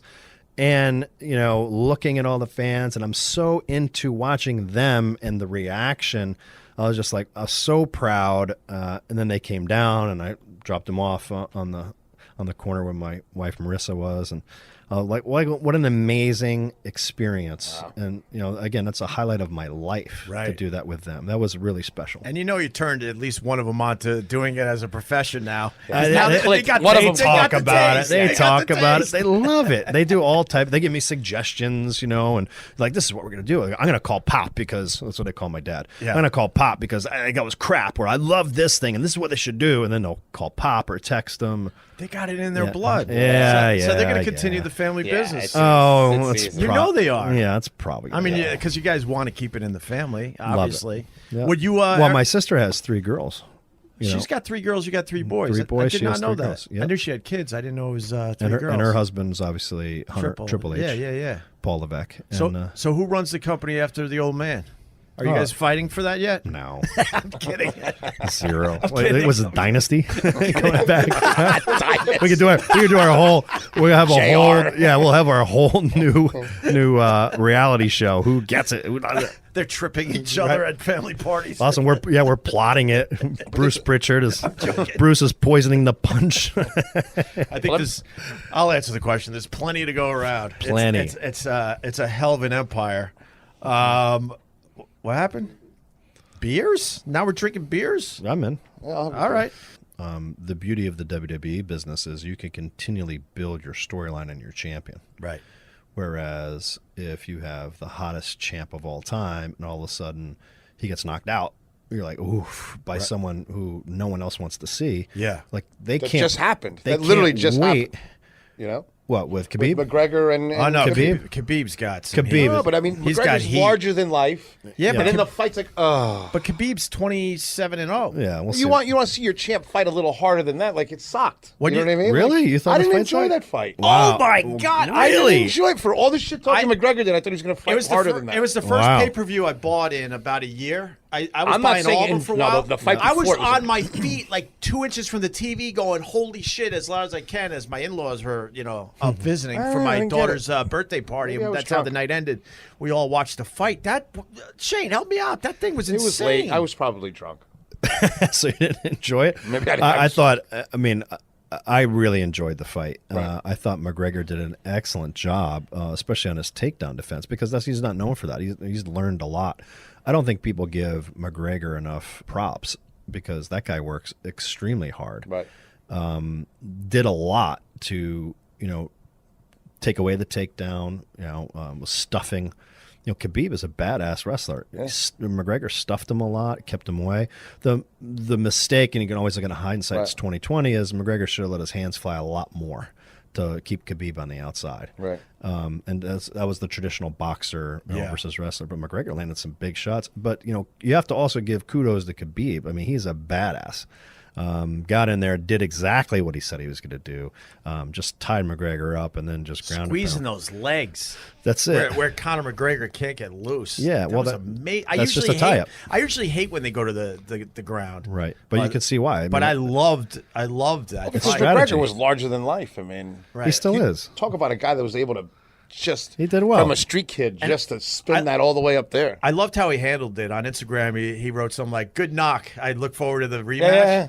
It's more than a knock. That thing was crazy. So obviously you're an expert promoter. How do you handle this now? You got 2 guys that everybody wants to see fight again. The UFC understands how much money that would mean, but they have to do the right thing. They're officially suspended. But how do you work yourself out of that bind, being the owner of the company? Well, they have a bigger hiccup, and their hiccup is they're regulated by the Nevada State Athletic Commission. So if it was a private company, you wouldn't have to. You can do pretty much what you want and levy massive fines and suspensions for a little while, whatever you would think appropriate. The one big issue, looking at it, whether you have Nevada State Athletic Commission or not, is the safety of the crowd. That was unfortunately a huge no-no. What happened, and when it spills out into the crowd and potentially people get hurt, now you're totally crossing the line on that. And that's something that they have to fine or whatever the punitive damages are going to be. I don't know what that is. I'm sure they're obviously trying to figure that out as we speak. That's really the major issues. You've got to really protect your fan base because no one's going to go. You're not going to get. I saw a quick clip of, I think Matt Damon was in the crowd. He's not going. With his wife, if something like that can happen. Right. So you got to again get to the safety of the patrons. Well, they could take a page from the WWE. Well, back in the day, we go in the crowd still. No. Different. You got to help me out. What year it was? I think it was after the Super Bowl. It was a big match for the title, and it was in an empty arena. Was it a halftime show? Or was it a halftime show? I believe halftime. It maybe. Was. We had Sunday Night Heat, which was on USA. Yeah, that was one of our shows, and that's what we did in an empty arena. Remember that? I thought that was a brilliant idea. But it was cool because they're like, listen, you got to watch a halftime show, which wasn't as grand as it is now. Yeah. Or you can watch this amazing match. Yeah. And they're fighting in front of nobody. Yeah. It was an empty arena. So when this whole Khabib Conor McGregor went down, I was thinking about what you guys did, and I'm like, could you imagine Dana White figures it out? Like, look, we can't risk the crowd getting involved because Khabib is, he's not rational. He could easily jump in the crowd again, no problem. Imagine if they did that, where it's the rematch is in front of nobody, but it's televised on pay-per-view. We'd all pay to see it. How insane would that be? It's a good idea. I'm sure Dana's listening. Yeah, and then Khabib basically said that he was going to give the $2 million back that he made. He's pissed. You know what? This guy, and you can fault him for getting out there, but this guy is truly sticking with his guns that he's been disrespected, and where he is from, you don't do that. You don't say anything about religion, parents, anything about your family members. And obviously Conor crossed the line on all that stuff. Right. That's what he does. But he created hype. He created buzz and pay-per-view stuff. He was pushing whiskey in front of him. He's got a new whiskey company, and at one of the press conferences, dude, he's a Muslim though. Could you imagine how fucking crazy you have to be to take that chance to promote a fight? He's pushing whiskey at him. I'm going to tell you, there's one thing I love is Conor. He knows how to drum up some interest. Well, Khabib's sitting there like, I don't drink, man, and he was trying to be cool, but all this was sinking in, and when that fight was over, it was like he had to let all that energy go. I enjoyed the whole blow up at the end. I loved it. I thought it was, it short term. It was interesting. Sucks. I don't drink either. Yeah. Well, no, what's funny about that? The next day, everyone, and I think Dana White said it, and maybe even Joe Rogan, my old pal there, saying this is one of the worst nights in UFC history. You ask any fan of the UFC, it was one of the best nights in UFC history because of how insane it was. But you got to understand what they're coming from. Also, they're fighting for legitimacy since they started. Yeah, you know what I mean? Because they're people. No, their biggest issue is liability. Liability, right? That's that from when you get big, as the UFC has, it's liability from a company standpoint. Right. That's all your sponsors, all of the things you've busted your ass and worked so hard for. Is now, do certain people pull out because of that? Right. Is that a huge black eye that way? And everyone is, in that organization, has worked very hard to get it to where it is. So, in my view, that's where it would be, the most detrimental if something like that went down. That's what they're thinking. That. Yeah, I understand that. But you think they'll figure it out with the athletic commission out there in Nevada? I think so. Let me tell you something about Nevada. Everything gets figured out in the desert, one way or another. No, I mean the good thing is that's what I'm getting at. But they all have to save face and do it. But I don't believe any patrons got hurt. No. So therefore, that's a huge pass to start. If people got trampled on or hurt, or God forbid, somebody fell down, broke their ankle, there was a kid there, or somebody hit a woman, or that would just shut so many things down. Yeah, of course. So it didn't. So luck was on their side. So now it just gets into, again, the fundamentals of what are the punitive damages. I'm sure it could be worked out, and I kind of like your idea because I would pay to see it again. I just want to see the two go at it. Well, it's all about the pay-per-view, so they don't really need a live audience if it comes down to it. That sucked, man. But I enjoyed it. All the fights were great. Oh, that guy! The last three fights were amazing. You enjoyed that part. You said you didn't like the fight, though, and maybe you were drinking. I'm just going to go shock, but I liked the melee at the end. Yeah, okay. The melee was good, and I think I was coming off the other guy that knocked that one guy out cold after losing almost the whole fight. What's the big? What's his name? The Beast. Yeah, the Beast. Yeah, that was So I'm kind of like Lewis, right? Yeah. Yeah. So I'm watching this guy. I'm like, this guy's running out of wind, and all of a sudden, it's one of those classic, just knocked him out, one shot. Dude, I thought the most classic line after was Lewis. My balls are My balls are hot. I'm here with the winner, Derek Lewis. Derek, why'd you take your pants off? My balls was hot. I understand. I forgot a few hours before the fight, Donald Trump called me and told me I got knocked this Russian motherfucker out because they're making him look bad on the news. You know, him and Putin and shit. Fuck what they talking about. USA and this whole fuck. Because Rogan's like, why are you taking your pants off? He goes, my balls are hot. Yeah. I was like, wow. That guy shot the stardom immediately. It was awesome. Yeah. I was like, totally. But the other one was, he said, yes. He said, man, he goes, I'm exhausted. My ass has got to go do some cardio. I need to sit my black ass down and do some more cardio. Fuck what you talking about right now. I ain't trying to fight for no title right now. Not with no gas tank like that.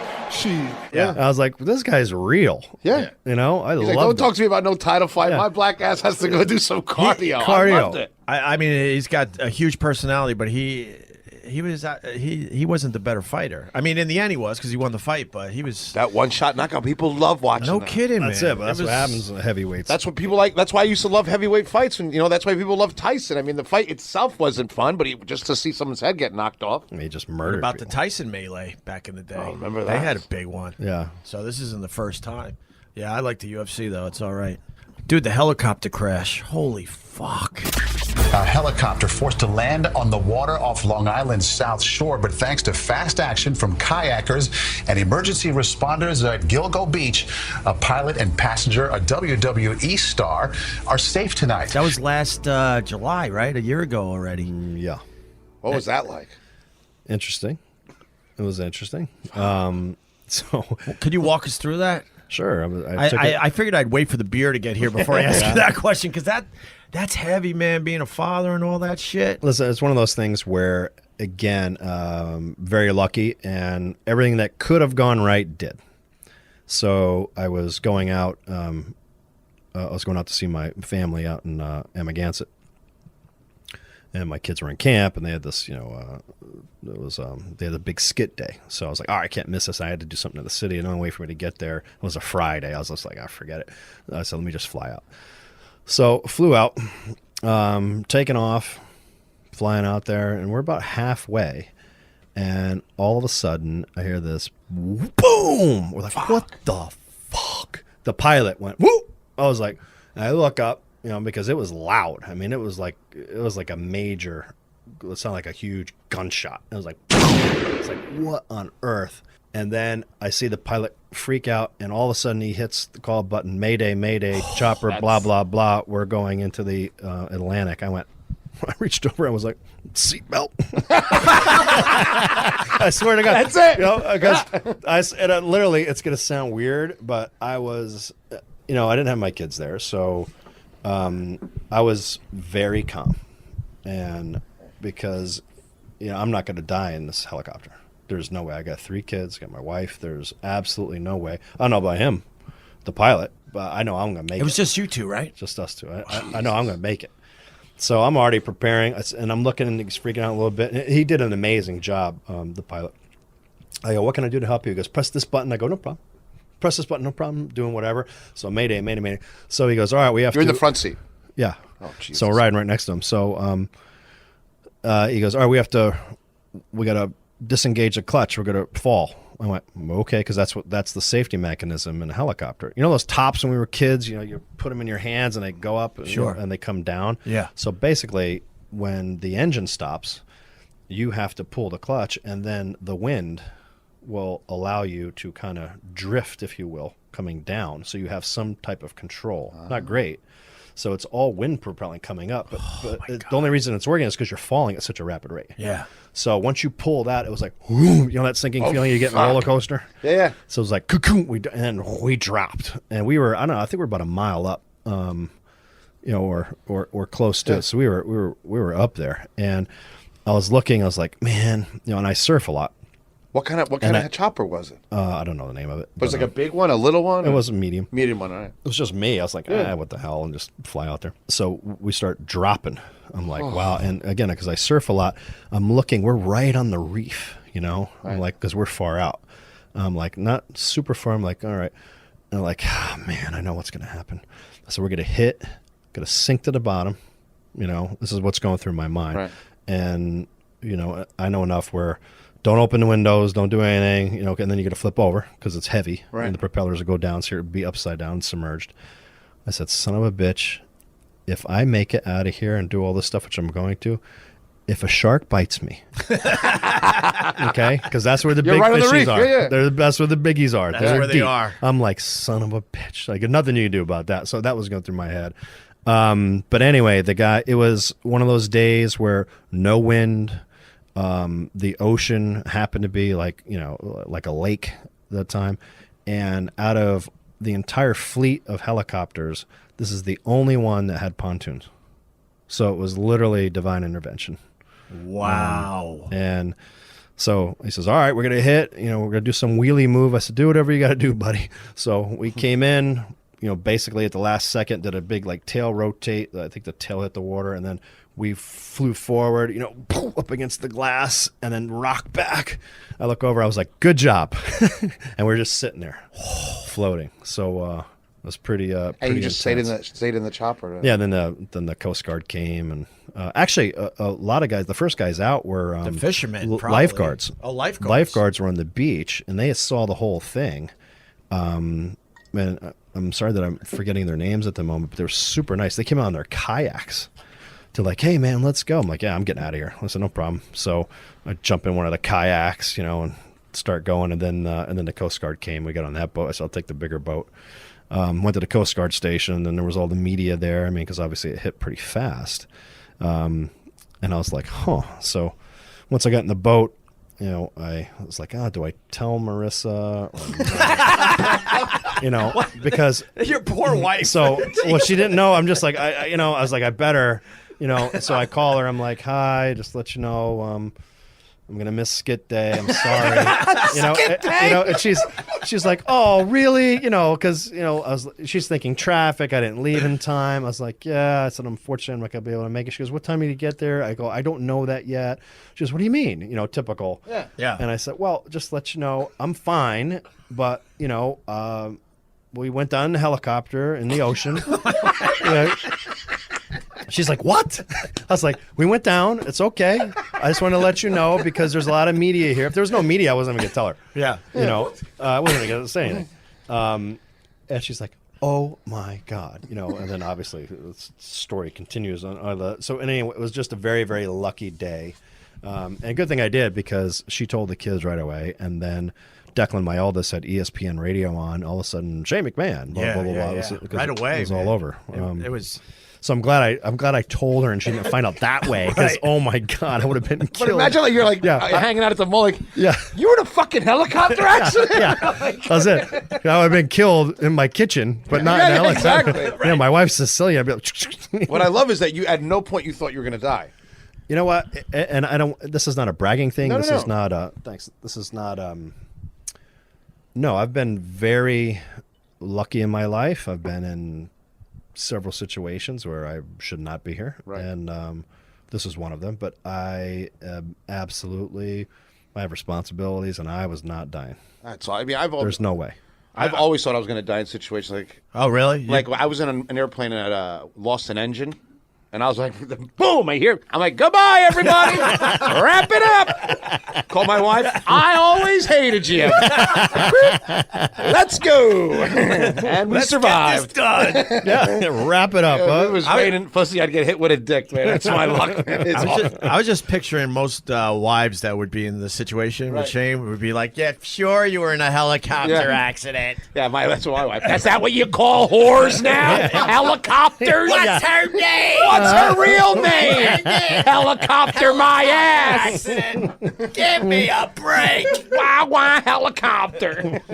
Was the pilot calm or did he lose his shit? He was awesome. Obviously nervous. Yeah, because he's crashing just like you. We're going down. Yeah, Well, exactly. At that point, everyone's a human being. Yeah. But his name was Mario, and he did a phenomenal job. Yeah, and really saved us, with the landing and how we did it. Because you easily, if you went in sideways, you hit, even though the propellers aren't running by the engine, they're still spinning Sure. the wind, so that could have shattered and came through. I mean, there's immense amount of things that could have gone wrong, and unfortunately, you hear all about so many crashes that happen all the time, and the result is not a good one.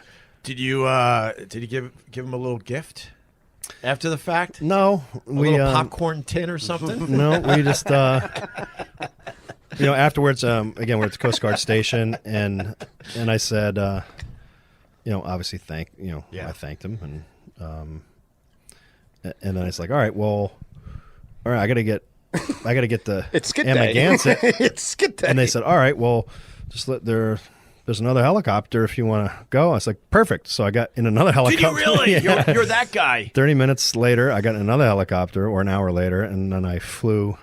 In, and I did miss skid day. But I'm with you, man. What are the odds? Yeah. I was like, seriously, I was like, again? I'm like, come on. Well, if you didn't think you were going to die when it was crashing, you're not going to think you're going to die when it's flying. Yeah. Well, this specific thing, again, we were over water. I mean, if we were over land, it would have been far worse. Right. Because then, it's those landings are way harder. Does that hit you ever in the last year? Do you think about it? Again, I've been through, unfortunately. What's another one? You keep hinting. Yeah, no, I've been through a couple. Give us helicopter crashes? No, just one of those. Oh yeah. No, other things that I'm just lucky to be here. So. What is the story There's there, no story. Carl? I'm sure. I mean, motorcycles or probably a motorcycle. Or dump a bike. They get scary. I have a bike. Yeah. You've dumped a bike? I dumped a Ducati 916 at about 100 miles an hour. Oh, that did not feel good. Road rash? Well, everything was going fine until my shoulder hit the curb. Ooh, just broke everything. Oh, nice. It sucked. Did you get it fixed? Yeah. Barely, but we put it together. Some duct tape. Some duct tape, dirt. When you fall on a bike, it's just you don't realize how fast you're going until you're on the ground. It feels like you go faster the minute you hit that. Sure. But the thing that what saved me is I had full leathers on and a good helmet and that's smart. Good boots. I saw a kid get decapitated once driving in Connecticut. He got a GSXR 750. The kid was more bike than brains. There's no recovery from that. No. And he passed us. We were 10 of us on bikes, and he brand new Gixxer. Was he with you guys? Yeah, he was part of the group. Oh, part of the group. And he high-sided. He went too fast down a corner, and he high-sided, and it slammed him between the two guardrails and cut his head off. Wow. That was it. Nice. And the chopper guy, they brought the medevac, and it's funny, the medevac was. The cops weren't communicating. State police and regular police. It's big, when someone's head's off, there's a lot of miscommunication with what's going on. Sure. And I couldn't get to the kid, but I knew he was dead. When the chopper was coming down, they waved him off, and the medevac just. Oh, you didn't see the head? You just. I didn't want to. Yeah. Why? You know what I mean? Like it's Yeah, of funny. course. Like I knew the kid. I didn't want to see it. No, but it's a after terrible that, experience. I always rode, fully dressed, like they say. Smart. Because it's so easy. My friend would come home. I'm like, you're on a bike with stupid shoes, and ripped his whole heel off for a little accident. Mm-hmm. So that's what saved my life. I was in a mini bike accident when I was 12. Mini bike, nice. And that was it. No, that was it. To this Jesus. day, I can't get it on anything with two fucking wheels. Wow, well, I can build you one. I got nervous on strike. I got nervous on a moped in Nantucket. I was still feeling the effects 20 years later. we can build you one. I'm affiliated with a bike company, Indian Larry Motorcycles. Indian Larry, right? Beautiful bikes. Do you guys know Bobby? Have you met Bobby? They met Bobby? They don't Mike's met trying to Bobby. get me down there. Tell me about Indian Larry, man. So it's obviously Indian Larry. It was named after Indian Larry, Which was one of the coolest New Yorkers in the history of New Yorkers. very cool. So What makes him so cool? I don't know. He was a custom bike builder, and it was just he just really evoked a cool rebellious attitude in an era, and it's that nature that carried on, through. Unfortunately, he passed. Yeah. And so tried to keep the company alive and doing that. And so through partners, Bobby and Elisa Seeger, who have really been working hard on the brand, trying to keep that alive and move forward with that. So, Great bikes. Yeah, Cool they're bikes, full. man. So for your edification, it's custom bikes, and it's similar to a Harley style or a V-twin, if you will. Right. Nice. Yeah, they're fun. Yeah, I hate motorcycles. Yeah. Doing a stunt too. That's what's ironic about you guys doing a motorcycle stunt. Jesus, Mikey, get on a fucking microphone, please. What was his stunt that took him out? I wasn't there. I was in North Carolina, and he was racing all day. So he was in his full leathers and everything, and he's like, "Oh, it was awesome." And then he took his leathers off, and he had lost so much water. He's just dehydrated.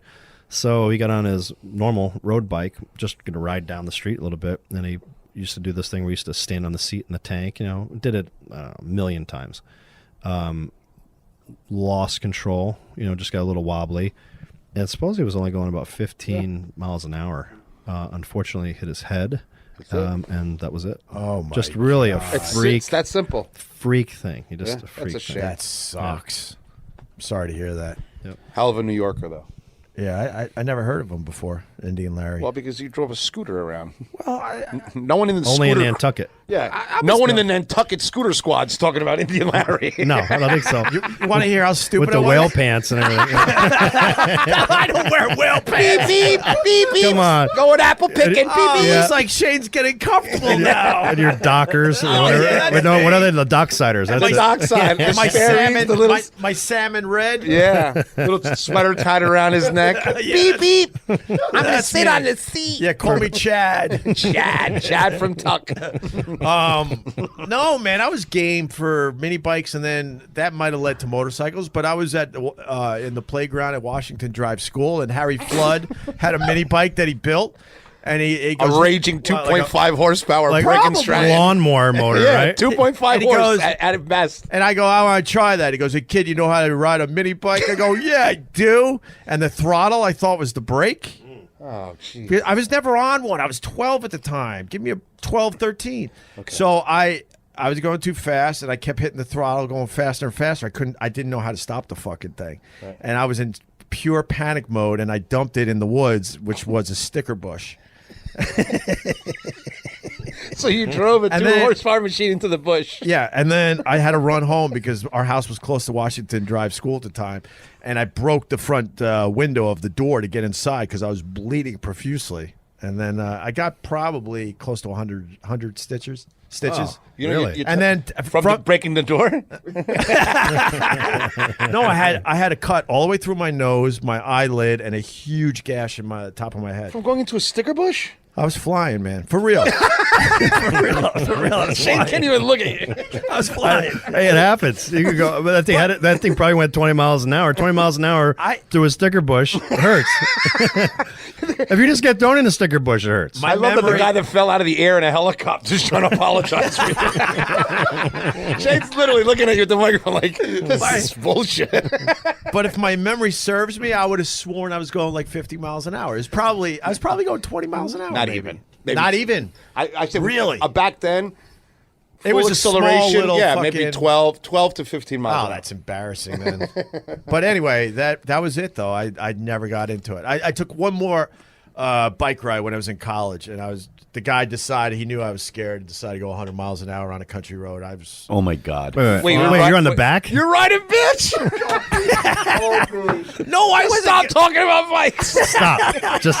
Just go back to the pricker bush. Yeah. Sticker bush. Stop. You're hugging some dude. Yeah, You're going oh. 100. Wow. I didn't say I was hugging him. Oh, Were your legs wrapped around? Do they have foot pegs or? this is the worst. Oh, you got a Jesus. reverse boner on this dude's back. I wasn't. Did you pee on his back? Oh God! Like Dumb and Dumber. Remember when they got off? Just go, man. I gotta go. Just go. Did you have your hands interlocked? That's what it was. Yeah, that's it. Oh, Opie's leopard G-string is showing because his butt's all... I'm trying to share with you fucking guys. He's got his tramp Please don't stamp share. out. Don't share the leopard G-string. G-string. Awesome. Point being, scared shitless ever since, unfortunately. I don't know if that's a good thing or a bad thing, but It's good. Well, stay off them. Yeah, man, Yeah. get off those scooters and stop driving on the back of bikes. Well, dude. I talked to a lot of the guys for the X Games, and maybe you could help me with this a little bit. I asked those guys if they ride bikes on the regular highways and stuff. They're like, I'm not fucking crazy enough to do that. They're like, the shit they do at the X Games is insane. And these same guys, a lot of them are like, I don't fucking ride a bike out there on the regular roads just because of everybody else, obviously. What's your thoughts on that? Well, that's one. Is the other people, which is really dangerous. And the other is it's not a track condition, so you don't know what's going to be out there. Right. There could be sand, there could be oil, there could be a spill, it could be. So you don't know. Our shop's in Brooklyn, and we always go out and we kind of push the envelope a little bit, where I used to. Right. Definitely used to. Marissa, I used to push the envelope, and I don't do that anymore. So back in the day, we would, to clarify, we would, the traffic is insane on the BQE, and we just right down. That's awesome. Right down the middle. But it's a rush, the BQE. It's a rush, dude. You gotta really know what you're doing. You gotta know how to ride. Yeah. But it can make your sphincter pucker a little bit when you pinball off a couple. You hit a couple. You touch a couple you're just cars. like, woohoo! That was close. And you're like, wow. Yeah. No fear, huh? You can. Oh, you're scared. When I used to ride fast on my bike, I was scared, and it let me have attention. You know what I mean? Like, every time I got lazy, pumping. every time I got lazy and thought I could do something, I'd either dump the bike or make a stupid mistake or lock up the front or right. I had a race bike. That bike, especially a Ducati 916, was probably the first super bike. So it really wasn't all figured out, Yeah. It had like the first year with Olin shock. This is like nerd stuff, but no, that's cool. The rebounds were off. Everything was weird. It was a V-twin, so I had all the power down low, nothing up. It was just the bike didn't work, for the street. It was just pure track bike, so I would get into a lot of trouble with it. So going back to it, the best thing is you take those bikes, and I've actually been thinking about doing a Ducati for the track. Right. Just because I like to go really fast, and they're the best in the business, man. But you have to, you should be fully race leathers, everything, protect yourself as much as possible. And what's the fastest you've gone on a bike? Marissa, earmuffs. No, earmuffs. So I can say earmuffs, and you can say blank. That was the best. Earmuffs. It's cool. She ain't listening now. Good job. Thank you. Earmuffs. Part of my issue is back then, back in the day again. Long time ago. Whatever bike I would be on, I would just hammer the throttle till it wouldn't go any faster. Wow. So I can't tell you exactly, but it's been north of 180. Wow. I went what does that feel like? You're scary. moving, man. It's like a supersonic Pac-Man. It's like everything is flying. Is it just a shot of adrenaline though, or are you feeling like alive? Yeah, the adrenaline's the whole. I mean, your adrenal glands are dumping. Yeah, they're dumping at that point because that there's no turning back. You're cheating death. Wow. You're cheating death. Wow. That may be one of the stories. So that could be one of the stories. I figured as much. I wasn't going to push you on it. Could be, yes, you are. That's your I'd job. rather push you on the Hulk Hogan thing, coming back for SmackDowns. I still want to know. Did you ride on the back? 1000th episode, huh? Did you ride on the back of that motorcycle more than once, Opie? Oh, God, no. Listen, I can't get past it. There's certain things that just stop me. No, he was. Were you guys like friends? Or? Yeah. I'm so confused. He worked at the bar I worked at. Oh my God. It's getting worse. Why is that It's getting worse. Oh, my God. Why is that It was a drunk interlude. Oh, my God. You were drunk? Oh, What'd you tell him? God. God, you look like Tom Cruise in Cocktail. Next thing you know, you're in the back of the bike. Yeah, that's what Hey, happened. man, can I have a ride? Yeah, jump on the back and hug me. Snuggle up. The bar just closed, and we had nothing else to do. Closing time. Closing. Oh, my God. Don't tell me you were a last call bitch on a bike. It was a sunny fucking day. It was nice and sunny next morning. Oh, he was giving. I'll never forget it. What I was wearing. I'll never forget. He was wearing chaps and nothing else. I It was was wearing amazing. my ass's chaps and my new Prince shirt. The real story's boring. He was giving all of us rides because he was showing off, and I was being a pussy. What jail's he in now? I was being a pussy. No, I think he's dead. I lost track of him, but I believe he's no longer with us. But once you guys broke up, he's and downward spiral. I think it was from cancer, to be honest with you. Okay. But I was being a little bitch. Oh, it's not coming out. That's nice. Get a napkin. It was in the back. It was on the back road. It's in your mustache. Don't worry about it. Save that for later. It was on the back roads of Geneseo where I went to college, and I was being a bitch as he's giving everyone else rides, and then everyone fucking pressured me into it, knowing that I kind of have a fear of bikes. And then this guy knew that, and decided to really fucking get me scared. Yeah. That's it. That's the real story. I remember once being in Brooklyn on the back of a motorcycle, and I had to hug the guy, and he was going really fast down 18th Avenue, but I was hanging out with a friend of mine, and it was time for his dad to take me home. I was 12. Jesus, Hope. You can act like a man! What's the matter with you? Where you at with politics? Does the whole family like Trump? Well, my mom's in his cabinet. I know You that. That's why I'm All asking. right. Of course I know that. I remember when your mom ran in Connecticut for the first time. Yes. Right. I think, I mean, I hate people. They don't like, I really do. I really do. You know, like the way they treated her, like the local media and shit was bullshit. You know what I mean? It's just like, you don't know. It's so weird. Like, you're like, this is a normal person. But are you like, with a family, surprised? and it treats you like a monster. I'm not surprised. The one thing that, Your mom didn't deserve that. That's what I mean. Yeah, by that's that. what I'm But saying, I'm like- not surprised. They're all a bunch of assholes. That is really what, having experienced it from a family level. Right. It is really difficult. My dad's a different story. He's been a public figure, etc. Right. If someone says something about my dad, I'm like, whatever, rolls Right. off my back.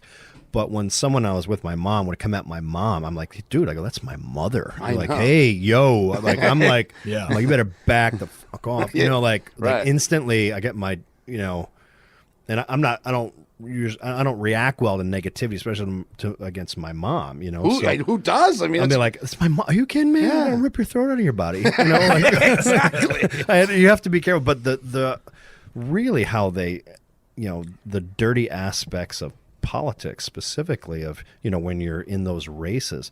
Wow, I know. they go for the jugular on anything they can possibly get. There's no rules for engagement. It's just Zero. Yeah. Whether you did something or didn't do something, or you may have said something 30 years ago, whatever it is, they use any little nugget they can to go after it. Yeah. So that's the one unfortunate aspect of it, because some people, like my mother, truly should be Right. in office. And the reason is because they truly want to do better. Right. For the country, for themselves, for etc. My mom thinks it's an honor to be there. Right. And she's serving the country. She's in a great role Right. because she's really bipartisan. Everyone wants small business to work, so she's in an excellent spot. And again on both sides.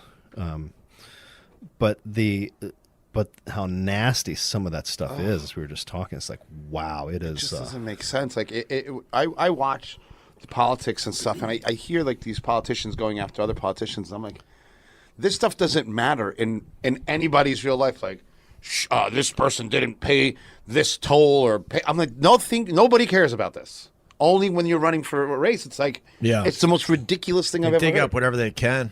But they don't care who they hurt. But they don't care that this is a family or that this person might have kids. No. That they might hear this later. Like, it's complete craziness. Yeah. And then what happens is real people don't want to be politicians anymore because no one wants to go through that. Right. So you get more shit. So it's like only people that are snakes end up being in politics because people that actually want to do well, I'm like, I'm not going to put my son through this or my daughter. And then you lose good people, and that's how you end up. Well, because the good people become CEOs of companies, and because that's an easier life. Right, but they could, a lot of these people would jump in and help Right. the government But with because that they s- have real experience, with companies Yeah. and people. But who's going to run now with? But with that said, Shane's mom handled herself very Yeah. well. Yeah. So I'm a fan. Do you have a good Trump story? No, not really. We have. We've known him for a long time. Yeah, because he was involved with WrestleMania. Right. It was cool. Yeah, you were referring to the picture. So we got to, the boys, specifically mine. We were all there collectively, and I think Declan asked. He goes, "Hey, can I sit in your chair?" I was like, "Oh my god, That's awesome." In the Oval Office, Right. And he was. President Trump was very gracious enough to say, "Absolutely, sat in the chair." I mean, that's pretty cool. That's cool, man. I mean, for me, I had never gone Right. to the White House, and you always see it in movies and TV Yeah, yeah. shows and the Oval Office, and you think about the history, and that's really what was going through my mind Right. of, wow, through the annals of time, the history that has happened in this very room. Craziness. Of, really deciding the future of other countries and our own. It was very Surreal, probably. very surreal, and Yeah. I was just like, wow. That's a great picture. The whole family in the Oval. Look at Triple H. My old friend Triple H. You don't get along with him? I love Triple H. Oh, okay. No, we go way back when he was spanking Peaches. Oh. And I love bringing it up to him. He's like, "Urgh." He's like, He loved coming on our show. That's a hell of a brother-in-law you got That's there. fun. No, we had this girl Peaches, and we're like, "Come on, Triple H, go ahead." And he left a handprint on her, and I never let it go. He finds it funny to this day when we see him, but whatever. I think we did it, Shane. Unless you want to give us some big scoop. What kind of motorcycle was this guy on? I honestly don't know. Was it what color? Was it purple? It was it was lavender. I'm gonna ride Opie on this forever, literally. I'm just being honest. I'm gonna rent the motorcycle and then we're gonna go. But let's go down to Indian Larry. We'll go to home. We'll get some barbecue. There's great barbecue down there. I can't imagine getting on a motorcycle. No, No. You hug me tight and I'll give you a ride around Brooklyn. No, seriously. At least do it right. Let's get a sidecar. Yes, Opie in a sidecar. Okay, With- now that with the goggles and the old school helmet. Exactly. Yes. With the far fringe better. leather. Far better. Yes. The sidecar. Come on. I'll go in the sidecar, but you're not dressing me up, asshole. Yeah, you're totally dressing up. I'll go sidecar. Big vineyard vines, pink sweater. No, the sidecar. I thought that was a good option. I'm trying to look out for you because you can't pull up to our shop riding on the back. Yeah, it's not going to be good. And then we'll tie you like a helium balloon so we can see if you get lost or if you fall off. We can find you in the woods in the sticker bush. That'd be all right. That'd be all right. Bringing it back. There you all go. back. Bring it all the way back. You know what? Let me tell you, all jokes aside, I was on the sidecar in an old Indian. It's probably scary. Holy shit. Okay, that's what I would assume. Sidecars, let me tell you something. They're scary. You're so close to the ground Not at that point. If the guy knows what he's doing, which he did, he had a 48 Chief, which was a beautiful bike, man. And he had a sidecar, and the guy was crazy. He owns two of them. He restores them. And he took a turn, and he lifted me right up in the air. So it's like a carnival ride. I'm in the air on this old creaky, and it's old, and you feel it going. You feel him going like and this, the bike's all shaking tight. it, right? Trying to make the turn. Yeah, trying to make the turn, and I'm in the air going around a turn. Fuck that. Go a little too fast. Too fast. He's like, sorry, Lean. that went in a little hot. Yeah. Lean. Yeah, lean. It's like you're on a sailboat. It was crazy. Sidecars, because you have no control. Yeah. And you don't realize, like, why does it have a hold-on bar here, here, and here? And then you realize in a second. You learn really fast. You learn really fast. Man. Anything else, Shane? Give us a scoop. No, that was pretty Give much us one it. scoop. That was the scoop. Which scoop? The scoop. We're bringing back old school. You got to watch. I got him. SmackDown 1000th episode. Hulk Hogan. Coming back Tuesday. That's your prediction. Huh? Yes, it is. All right. I think it's time. All right. He did his time. Come on. He's got one. Oh, Ronda Rousey. Yep. Are you guys surprised how well she's doing? Not at all. Really? She's a star. You can tell a star when you see one. Yes. I knew she was a star when I saw her in Entourage. No, hear me out. I knew she had that part of it, but I mean the actual skills. She's pretty impressive in there. Very much so. I mean, she had obviously a lot of skills from her MMA background, her judo background, and she's adapted very well to us. It's funny how, and the story was told to me through Triple H, that Ronda had always had aspirations to be in the WWE. So she watched as a kid. She's a fan, and then she went the MMA route first. Right. But all of her skills easily translate, and now especially a lot of the stuff that she's been in, in the movies and things like that, she's learning how to, how to take care of her personality, and how does that now flow in? And we're obviously the blend of both. Yeah. So she's having a great time, enjoying it, keeping it extremely real. And the fan base is loving that aspect. Yeah, they're eating it up. Yeah, they are. I'm happy for her. Yeah, I really am. By the way, super nice. Oh, I had on. Oh, you had her on? Super bunch. nice. Love her. But you can see in her eye though. There is that when she clicks that switch, you're like, oh, check. Yeah. Like, I'm out of here. She's tough for real, man. She can do it. Over the years, one of the best in the world. Over the years, there were people that came in and you knew not to push their buttons too much. She was one of them. She's on a very short list. No, a short list of people where you're like, you got to be a little careful. You say one wrong thing and it could go sideways quick. Yeah. But she's a cool person, man. Great personality, great stories. She was awesome. You think she has one more MMA run in her? I don't know. I think that would really depend on her. Why would she want to do that? If that's something she would want to do. Just because how she She's went becoming out. a WWE star. Why would you want to do that? I mean, if you're a competitor. It's still, I don't know. Because she was amazing. And then, unfortunately, the last couple of fights were rough. So maybe that still plays in her head. That's all. That's a tough division. That female division's tough. It got pretty tough. Really fast. Right, really fast. It got really competitive. I enjoy watching some of those fights better than some guy fights. Oh, yeah, They knock the shit out of each They other. go for it. Right? Man, they go for it. They have no, like, it's like a straight brawl from the minute they come out. Yeah, there's a lot of anger there. There's a lot of anger there. But I think you're seeing Lot of that. anger. You're seeing that in obviously a lot of sports, Right? And WWE is doing one October 28th, I believe, is the date, and we're having an all-female pay-per-view. Yeah. Oh wow. And it's because of it's time for that, and the women have, in my view, surpassed a lot of the men. That's all there used to be with in-ring quality, how hard they work. They want it more. Right. It's like an up-and-coming rookie wants it more, no Right. matter male or female, than sometimes than the top dog. Right. And you see that hunger. So you have a lot. Especially their whole life, people tell them they couldn't do it. So Exactly. they have that Like, fire. Oh my God, you got to be this? Are you Right. crazy? Right. Especially getting into more of the fight game or WWE game. And it doesn't hurt that Vince is going to make them all wrestle topless. Not. Fucking. I Awesome. knew this podcast was going too long. That's it. I knew Opie was going That to was shit it? the bed. And there it is. And there it is. And that's it. I respect Is that the Like- salvo? to Like we're having seal? such a good. I knew that he wasn't going to take the motorcycle bitch ride very well. He was going to wait, I just want- throw a shit cupcake out Yeah, there. I just wanted throw to it all hear out how there. quickly Shane would go, not. Not.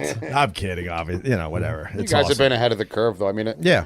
for any entertainment to last this long, I mean, Well, to they- be the greatest storyteller on earth. I mean, to reinvent. They reinvented Continually. themselves over and over again. Every to. generation has Yeah. a different wrestling Sure. story. Like mine was the British Bulldogs and Ricky the Dragon Steamboat and Hulk Hogan. Right. And actually, Hulk Hogan and André the Giant were actually behind me. So I'm kind of in that middle part. Right. And then people a little younger than me have a different one. Sure. And older than me, it's crazy. I go Every old- generation has a completely different story, but just as Well, I go since the advent of television. Right. It's Yeah. crazy. Wrestling has been on since the 50s that way. And, I'll digress for a second. Really going back into the 20s and 30s, my great-grandfather, Jess McMahon, was promoter for Madison Square Garden. So Wow. he was the fight promoter, the booker. He worked for Tex Rickard. So Wow. So any major fight that came in was through Jess McMahon. And you guys saw the movie Cinderella Man? Sure. Yeah. So Braddock, Yeah. he got a second shot because I forget which guy fell out. And, Jess being Irish went with one of his own. So he went back to the docks, went to Braddock's during the Depression and said, hey, I got a shot, kid, if you want it. Braddock said, yeah. Then he won and then held it for a little while and changed his life around. So, Wow. and then when boxing had prohibition, what the Garden would do is they needed to fill the dates. So that's things that came in. I mean, different types of stuff came in, but circus was a staple, and then wrestling really came around. But then wrestling was, 20, 30, 40 an hour match, in Smoke-filled arena was a complete different product. But that's really the indoctrination of how it happened. Yeah. And my grandfather saw that. Did some boxing, did some concerts, did some stuff, but really focused on the wrestling aspect and matchmaking and how do we take that to a bigger thing, and created really the Northeast territory. And then there was a bunch of fiefdoms around. Yeah. So all over the country. And then my dad came around and said, hey, let's all join everyone together. Yeah. And they said no. And he says, well, I'm going to do it anyway. And so Right. and then he went national and now global. Right. So that's really the history of. And when your dad put that all together, I mean, that's literally like putting mobs together. I mean, there must have been bad blood and people trying to screw you. And oh yeah, that must have been crazy. That's like making the earth, putting all those people together. And there's some interesting stories. I could the shadiness that went on when your Wow. dad tried to put that together. Even before, I mean, again, you can imagine all of these businesses were cash. So And your dad's trying to make them legit. even before my dad. So even going back to my grandfather, and there are a lot of sharks out there, especially when it's all cash business. Tickets, there were no such thing as computers back then. It was all, there's a ticket stub, there's $1, and does it add up or not? So you can imagine, if someone wanted to, Sure. Screw you over. go in, or the other way around, Right. So That's probably the hardest thing ever. That was, if you could do that, then everything else was cake. You know, putting all these crazy people together. Sure. Imagine asking crazy people from across the country, let's join together and make this legit. No, you nailed it by saying it's getting a bunch of mob Yeah, like families putting- to come together. Yeah, like putting all 'cause 5 they- families they- together. They were incredibly territorial, obviously, and they were Very much stealing so. each other's wrestlers before your dad figured out to just make it one big giant That's a company. story for the ages. And we did that, and specifically built, because we all grew up with Saturday and Sunday mornings primarily. Those here in New York grew up Saturday night, Channel 47 on the Spanish station. Yeah. But then it became a staple for Saturday morning and Sunday morning. And that same show would air in New York, and then it would air in Chicago. And then, so everyone had the same time slot, and there was over 300 different syndicated television stations. So literally, it was our own network. Wow. That you built, that consistent time slot Saturday and Sunday morning, whether it be between 10 and noon. As soon as cartoons would go off the air, it would go right into that. So that's how we all grew up on that. Wow. I forgot to ask you, I know we're wrapping up, but where are we at with the XFL? We're getting closer now. Getting closer. When does it start? Another year, right? Yep. I don't have the exact date on it, and that's still to be determined. But more or less next winter, right? Yep. Shane, can Opie do the pregame again? Because last time was such a big Christ. success. Yeah. Can we get Opie and Carl in the pregame? Possible. You never know. I don't want to do it with Opie because I saw pictures of him. All right. I think he Shane under-delivered. handpicked me. It was Shane's fault. It was my bad. No. He did handpick us, though. Shane was the man. If you come into the arena on the back of a bike with someone, I will ride that we bike. may have something. We'll get Bobby We're doing it. Let me ask you this: a real question about the XFL. So, what are you guys going to do differently from the last time to make it work? Although a lot of the shit the XFL did, the NFL took after the XFL disbanded. Right. So you guys definitely helped the NFL. Well, it definitely changed the game, specifically point of view cameras where, they never were before, different types of coverage. Right. One of the differences, as it moves forward is keep it more on the pure sport aspect. And that's what's going to happen. So you mean they're going to play football again? That's going to be awesome. Playing football. Now? Oh, geez. I'm telling you, you guys were this fucking close. Very.